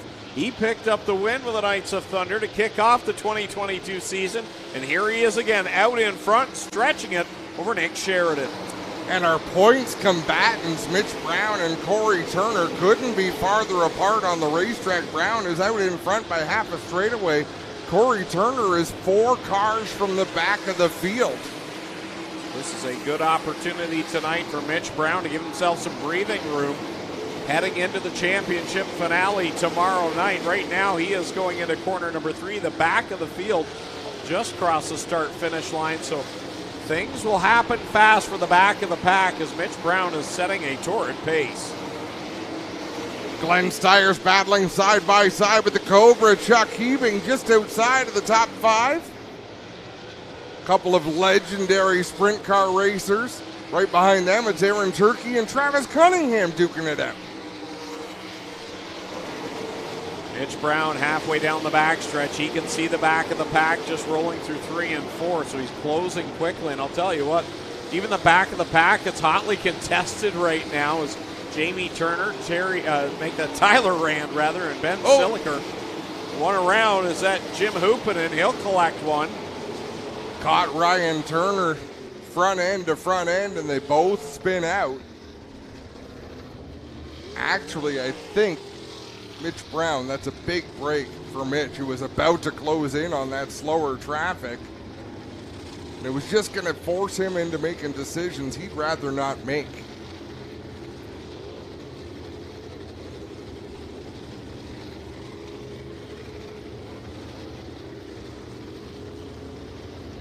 Where is Ryan Turner? Well, guys, I don't see a lot of issues out here. This is Ryan Turner facing the wrong way in turn 4, Adam. Nose to nose here with the 14 each of Jim Hoopinen. Hoopinen's nose wing's got a bit of damage.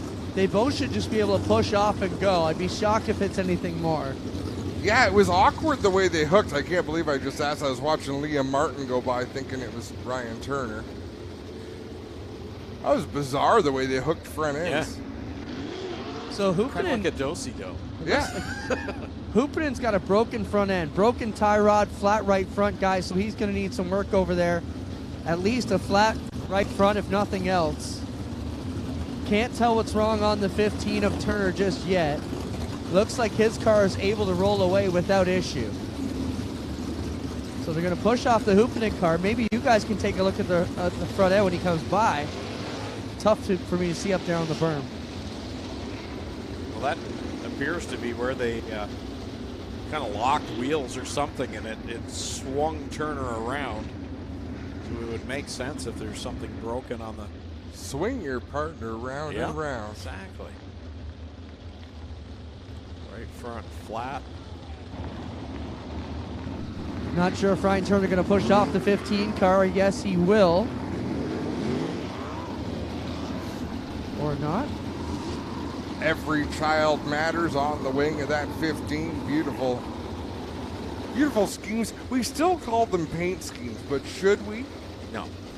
Wrap schemes. Designs, wraps. Speaking of wraps, Coolio, 59 years old, Greg. I'm not commenting. I already got the Fawns wrong tonight. He passed away. Coolio? Yeah. Yeah, I did see that, but I'm not going to... Maybe it was wrong, too. Both cars in the pits. Not sure who has requested a 2-minute work area or not, but they will get it here as they work on both the 15 and the 14 guys. The rest of the field continues to pace around here, 7 in. Jordan Poirier started 9th. Top 3 better look out because he's up to 4th already. Yeah, but he made those spots very early, and then he was just kind of running there. Mitch Brown was the fastest car on the racetrack. You never know these restarts, though. You cool these tires down, and you never know how they're going to fire off. One car I have been impressed with is Travis Cunningham in the 9. Carefully working his way through the field, running the bottom groove.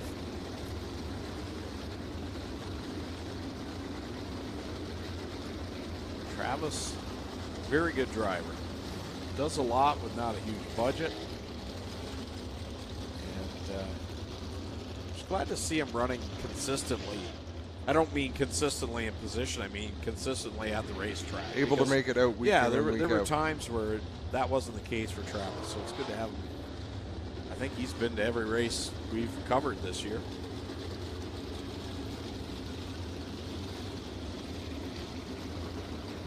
There's room on that race car, folks.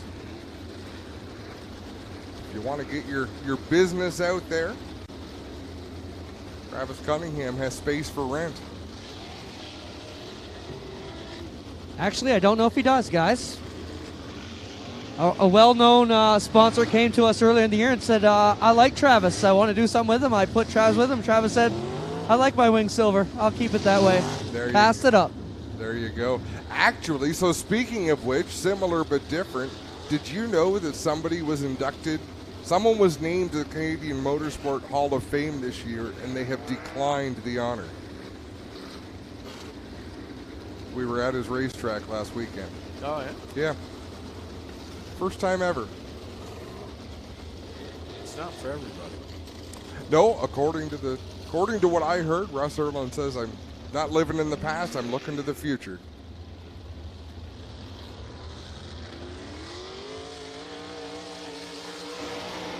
Jim Hoopinen gets things fixed on the 14H. He'll tag on to the back of the pack right behind Ryan Turner. So we're ready to go. White flag is out. Restart cone on the front stretch. 7 laps in. 18 laps left to settle this one.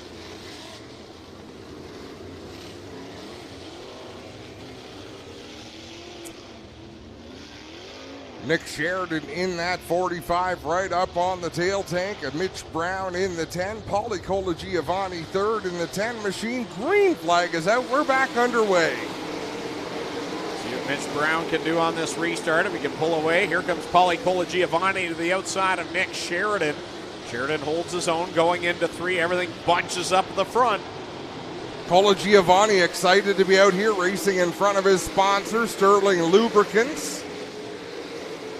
He'll work that high side to get the second spot from Nick Sheridan. Let's see if he can close in on Mitch Brown. A pair of 10's going to duke it out for the lead here at Humberstone. Mitch Brown's getting off corner 4 like gangbusters right now. Paulie Colagiovanni, I think, is quicker, maybe about 3/4 away around this track, but watch Mitch off of 4. That time, a little twitch into corner number 3, but he just gets power right off the corner. Trouble in turn number 1. We got a car parked in the groove. Jim Hoopinen again. And I only saw the car kind of turn awkwardly towards the right. I'm not sure if he caught the end of that guardrail or got out of shape down there. I got wind he clipped the guardrail and flipped at him and ended back on his wheels. Okay. Yeah, I just saw him in an awkward angle on the racetrack.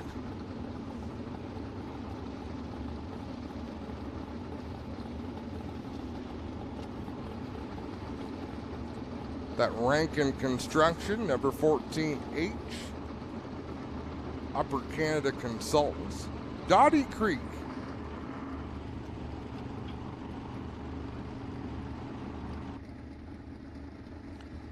The rough night goes from worse to even worse for Jim Hoopinen as he was involved in that first caution and now being attended to down in corner number 1. From worse to even worse. Yeah, I realized I'd use worse in the beginning. Where do I go? Where do you go from there, right? Oh, that's awesome. I have misspoken so many times in the last 2 weeks. It makes me nervous about my future. I've taken so much Advil in the last 2 days. Well, we get the report Hoopinen's okay, guys. They're just going to tow the car back, so that's a good sign. We'll just pop it out of gear and tow him back. So Jim Hoopinen is all right, which is good after clipping that wall and going over. We're 9 laps in with 16 to go here. And I mean, looking at the car, you'd have no idea that he flipped. No. No, you really wouldn't.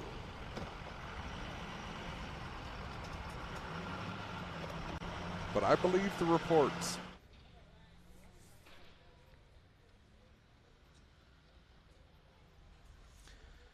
So again, tomorrow night, 6 o'clock start time right here on GeForce TV. And of course, as we've mentioned, if you can, if you're in the area, if you're within traveling distance, make the trip tomorrow night here to Humberstone Speedway. Plenty of great seats available here. And you won't be disappointed. The racing surface has been excellent. The way the features have played out tonight it speaks volumes into not just the competition, but you need a good track with multiple lanes working. And that's what's happened tonight to produce these finishes. Well, the biggest thing, guys, is the track's been a non-issue tonight, where it was such an issue here a few weeks back. And Al Wagner and the guys have done a great job to get this one in order.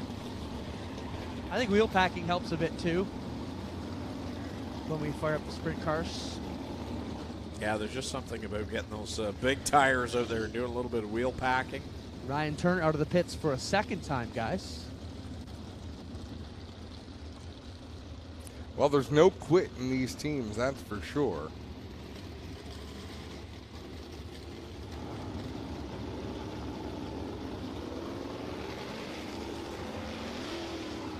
Look at the wing angle on the 10 of Mitch Brown.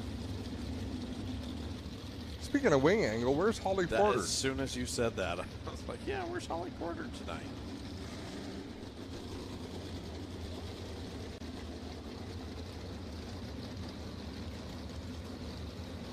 Glenn Stiers with a ton of wing in that car. Oddly enough, Mitch Brown's brother, Jake Brown, not a ton of wing in the 110.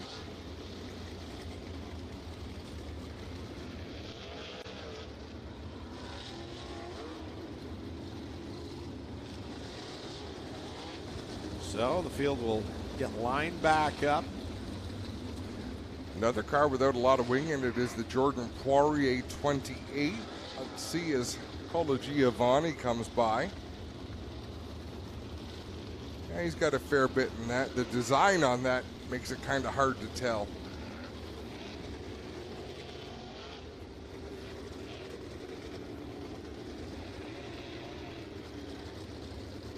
And all you're doing with wing angle is affecting the amount of grip you're going to give to the rear tires at the expense of top speed. So you put the wing up, you're pushing more air, so you're not going to go as fast, but you're going to get more grip to the racetrack. And right now, Mitch Brown's getting that off the corner in spades right now. He's able to pull off, and it'll look going into 3 and 4 like, oh, he's lost a lot of ground. Then he comes off of 4 and he's gained it all back just in one turn. He's got Paulie Colagiovanni behind him and Jordan Poirier.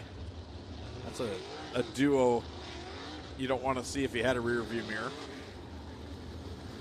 No, sometimes you got to be thankful there is no scoreboard. But look from second back to 10th. Which one of them would you want behind you, Greg? You want Poirier or Colagiovanni? Or Chuck Hebing? Or the ever-aggressive Nick Sheridan? Or the youngster DJ Christie? Or the I'm good in everything I drive Matt Farnham?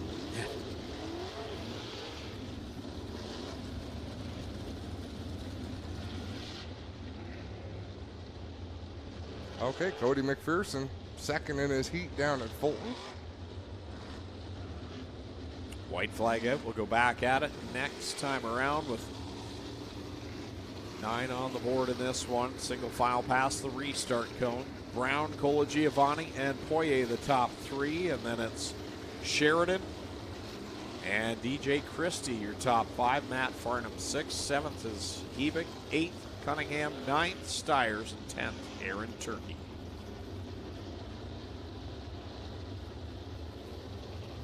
Mitch Brown keeps everything backed up, stacks up the field behind, and then gets on the loud pedal to head back to the green flag. Oh boy, Jordan Poirier's got problems.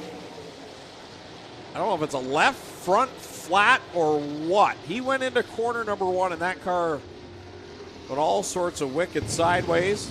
I think he hit the guardrail, Greg, and flattened. Did he hit it? Yeah. Okay. And you can see by the amount of dirt that he's pushing down into the pits that he's got problems on the front end of that 28 machine. He either hits the tire, but something flat in that left front, Greg. We'll have a look at the replay down into the corner. No, he didn't hit anything. That car broke while he was out near the wall. I wonder if You'll we see have sparks. footage of them through turn 4?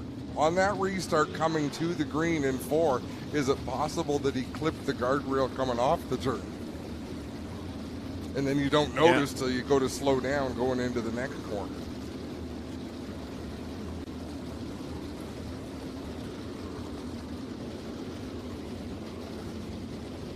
That car twitched violently back and forth. Here we go. Perfect shot. There goes Mitch. There goes Colagiovanni. Yeah, I think he clipped it right there.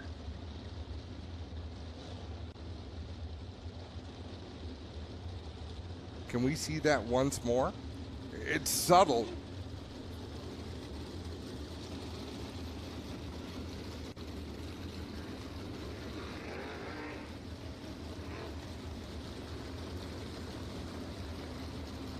Wow. Zoom right in. Nice job, truck. Yeah, you see the front end just jump up a hair. The third car in line got to the guardrail. The front end just jumped a touch. It's because it touched the guardrail.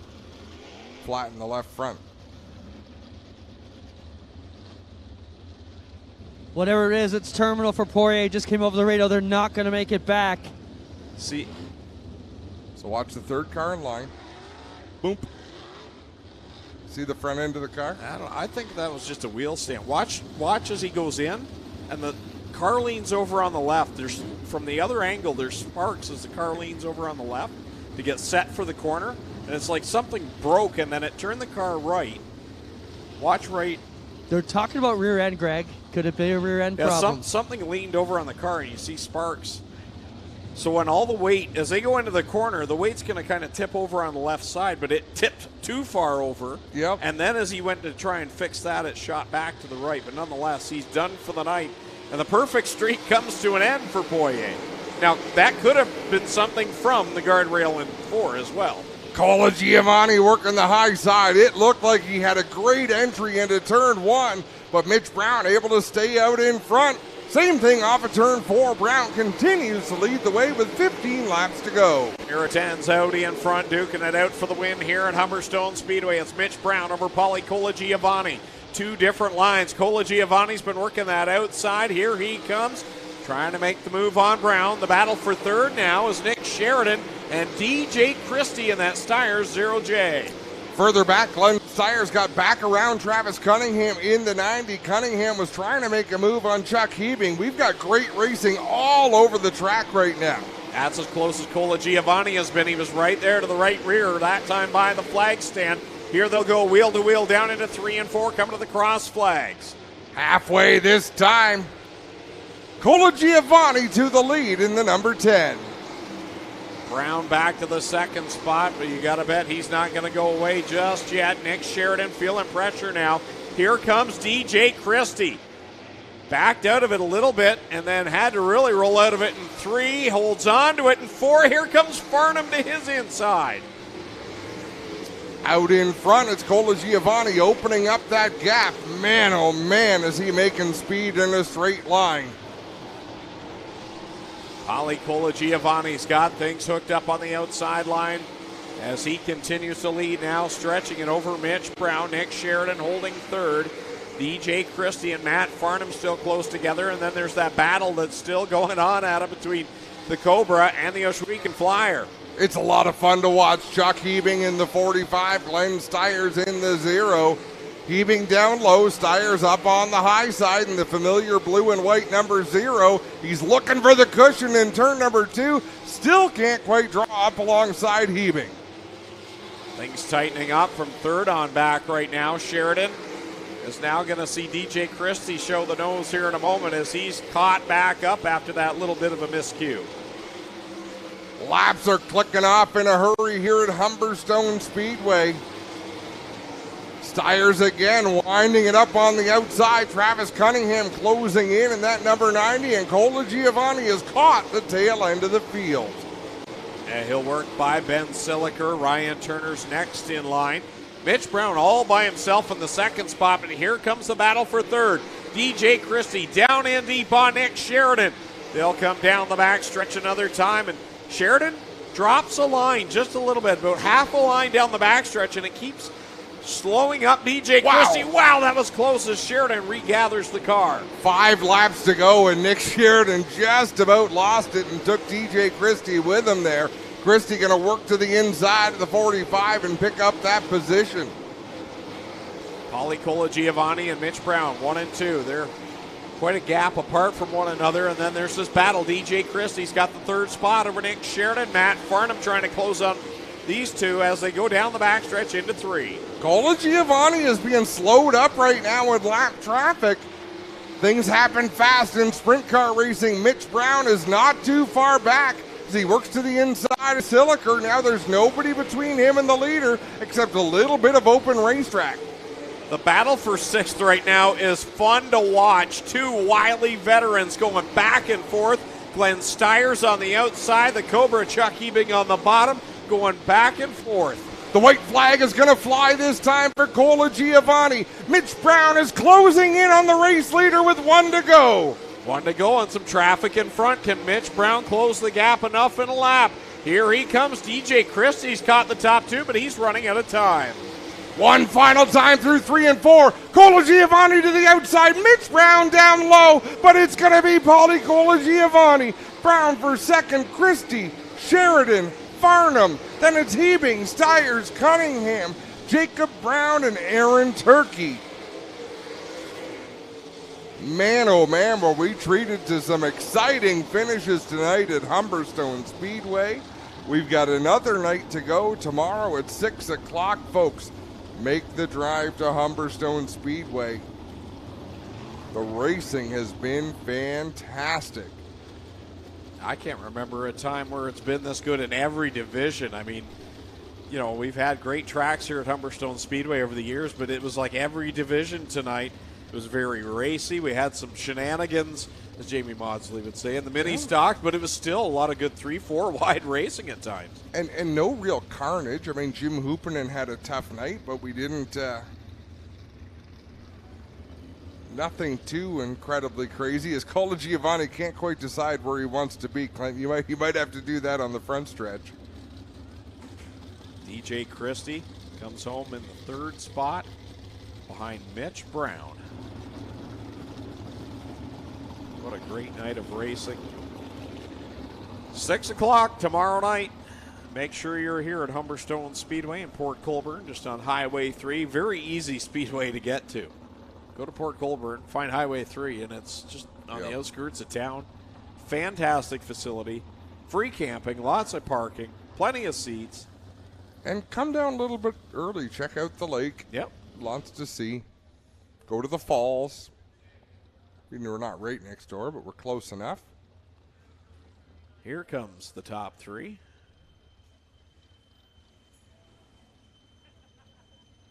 As Mitch Brown will make his way down as the runner-up. Paulie Cola Giovanni the winner, and then third place DJ Christie driving the GSR 0J tonight. As Clint mentioned at the start of the night, had some issues with his own car and was able to hook up a ride with the GSR team for tonight and brings it home in the third spot. As Paulie Cola Giovanni will pick up his third sword of 2022. How many did Poirier collect last year? 5? I can't remember. He had one heck of a ceiling fan at home. No doubt. Well, now Poirier could have a sword fight with Cola Giovanni. He could.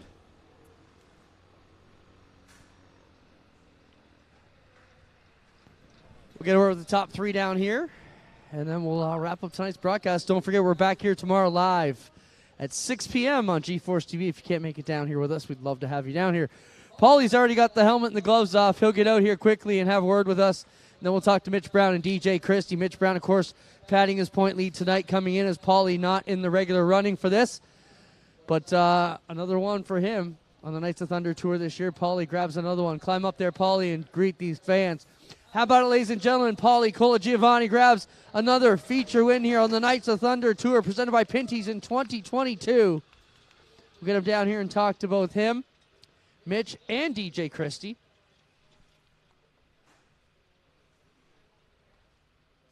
Paulie, another solid run for you. You've had a good good summer here over here in Canada. You picked up a lot of cash in this JR1 race car. You got to be real happy. Yeah, absolutely. Every time just off the start, this car hooks up, and we're fine-tuning as we go. I've never been to this track, and for the first time, I think we did pretty good on setup. Let's talk about trying not to blow it off the end of these turns. It can be real tough, and that's usually what gets the newcomers here. Yeah, absolutely. We were talking about the bottom, and my car just wasn't rotating the best on the bottom. I think the motor was stumbling a little bit under low RPM, but once I got up top and got my rhythm going, I kind of flirted with the fine line over there in 3 and 4 a couple of times, and the car was pretty fast. Right on. Congrats. Thank you. Paulie Cola Giovanni gets the win, ladies and gentlemen. We'll get over here and talk to second place, Mitch Brown. Mitch, an outsider come in and got it done tonight, but this is going to help you in the Knights of Thunder points. You're still the top point getter here tonight on the tour and going to extend things a bit leading into tomorrow. Will you rest tonight? Yeah, we'll have a cold beer and enjoy. Everybody keeps telling me the point leader, but I just like to win some races here. So we were decent, just one spot shy. Yeah, it's a tough spot here. He got you on the top side, but the bottom ran really good. The track seemed really good condition here tonight.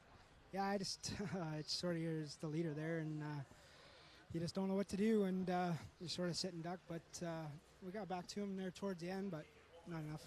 Right on, Mitch Brown. We'll watch for Mitch to get at it tomorrow. We're going to sneak over here in front and talk to DJ Christie.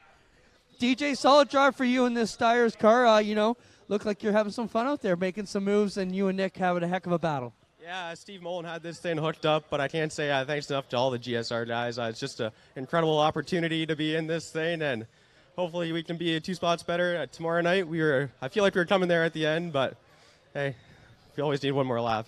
Right on. DJ Christie, third tonight, ladies and gentlemen. Second place, Mitch Brown, the point leader, and your winner tonight, Paulie Colagiovanni. That'll do it down here from Pete Costco. Quick Victory Lane. Guys, we'll send it up to you to finish it off. We'll see you tomorrow night. Well, Adam, I don't think these are just words. We got everything we came to see tonight. Excellent racing, excellent finishes, lots of storylines that are going to carry over to Tuesday night. It was everything we hoped for. Exactly. Everything you can want. A little bit of controversy. You don't hope for anything bad to happen to anybody, but these are the things that make racing so compelling, because just when you think you've seen it all, Greg, you haven't. Nope, exactly. So we're going to do it again tomorrow night, 6 o'clock right here on G-Force TV. But please, if you're in the area, make sure you come out to Humberstone Speedway for the final dirt track racing of the year down in the Niagara Peninsula. It's going to be a great night of racing. We'll have the Pinty's Knights of Thunder, the Action Sprint Tour back, as well as Sportsman Open versus Crate Late Models, and the 75-lap Canadian Street Stock Nationals, $3,000 to win all tomorrow night right here at Humberstone Speedway. So that will wrap things up. On behalf of Clinton Jeffrey and Adam Ross, I'm Greg Kellman saying so long. We'll see you right back here tomorrow night at 6 p.m.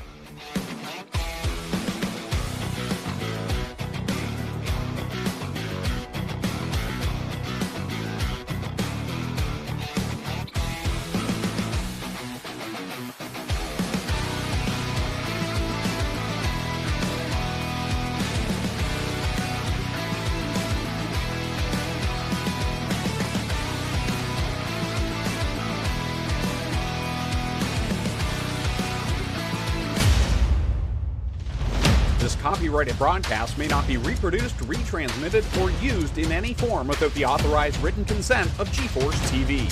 G-Force TV would like to thank you for your support and for watching today's broadcast.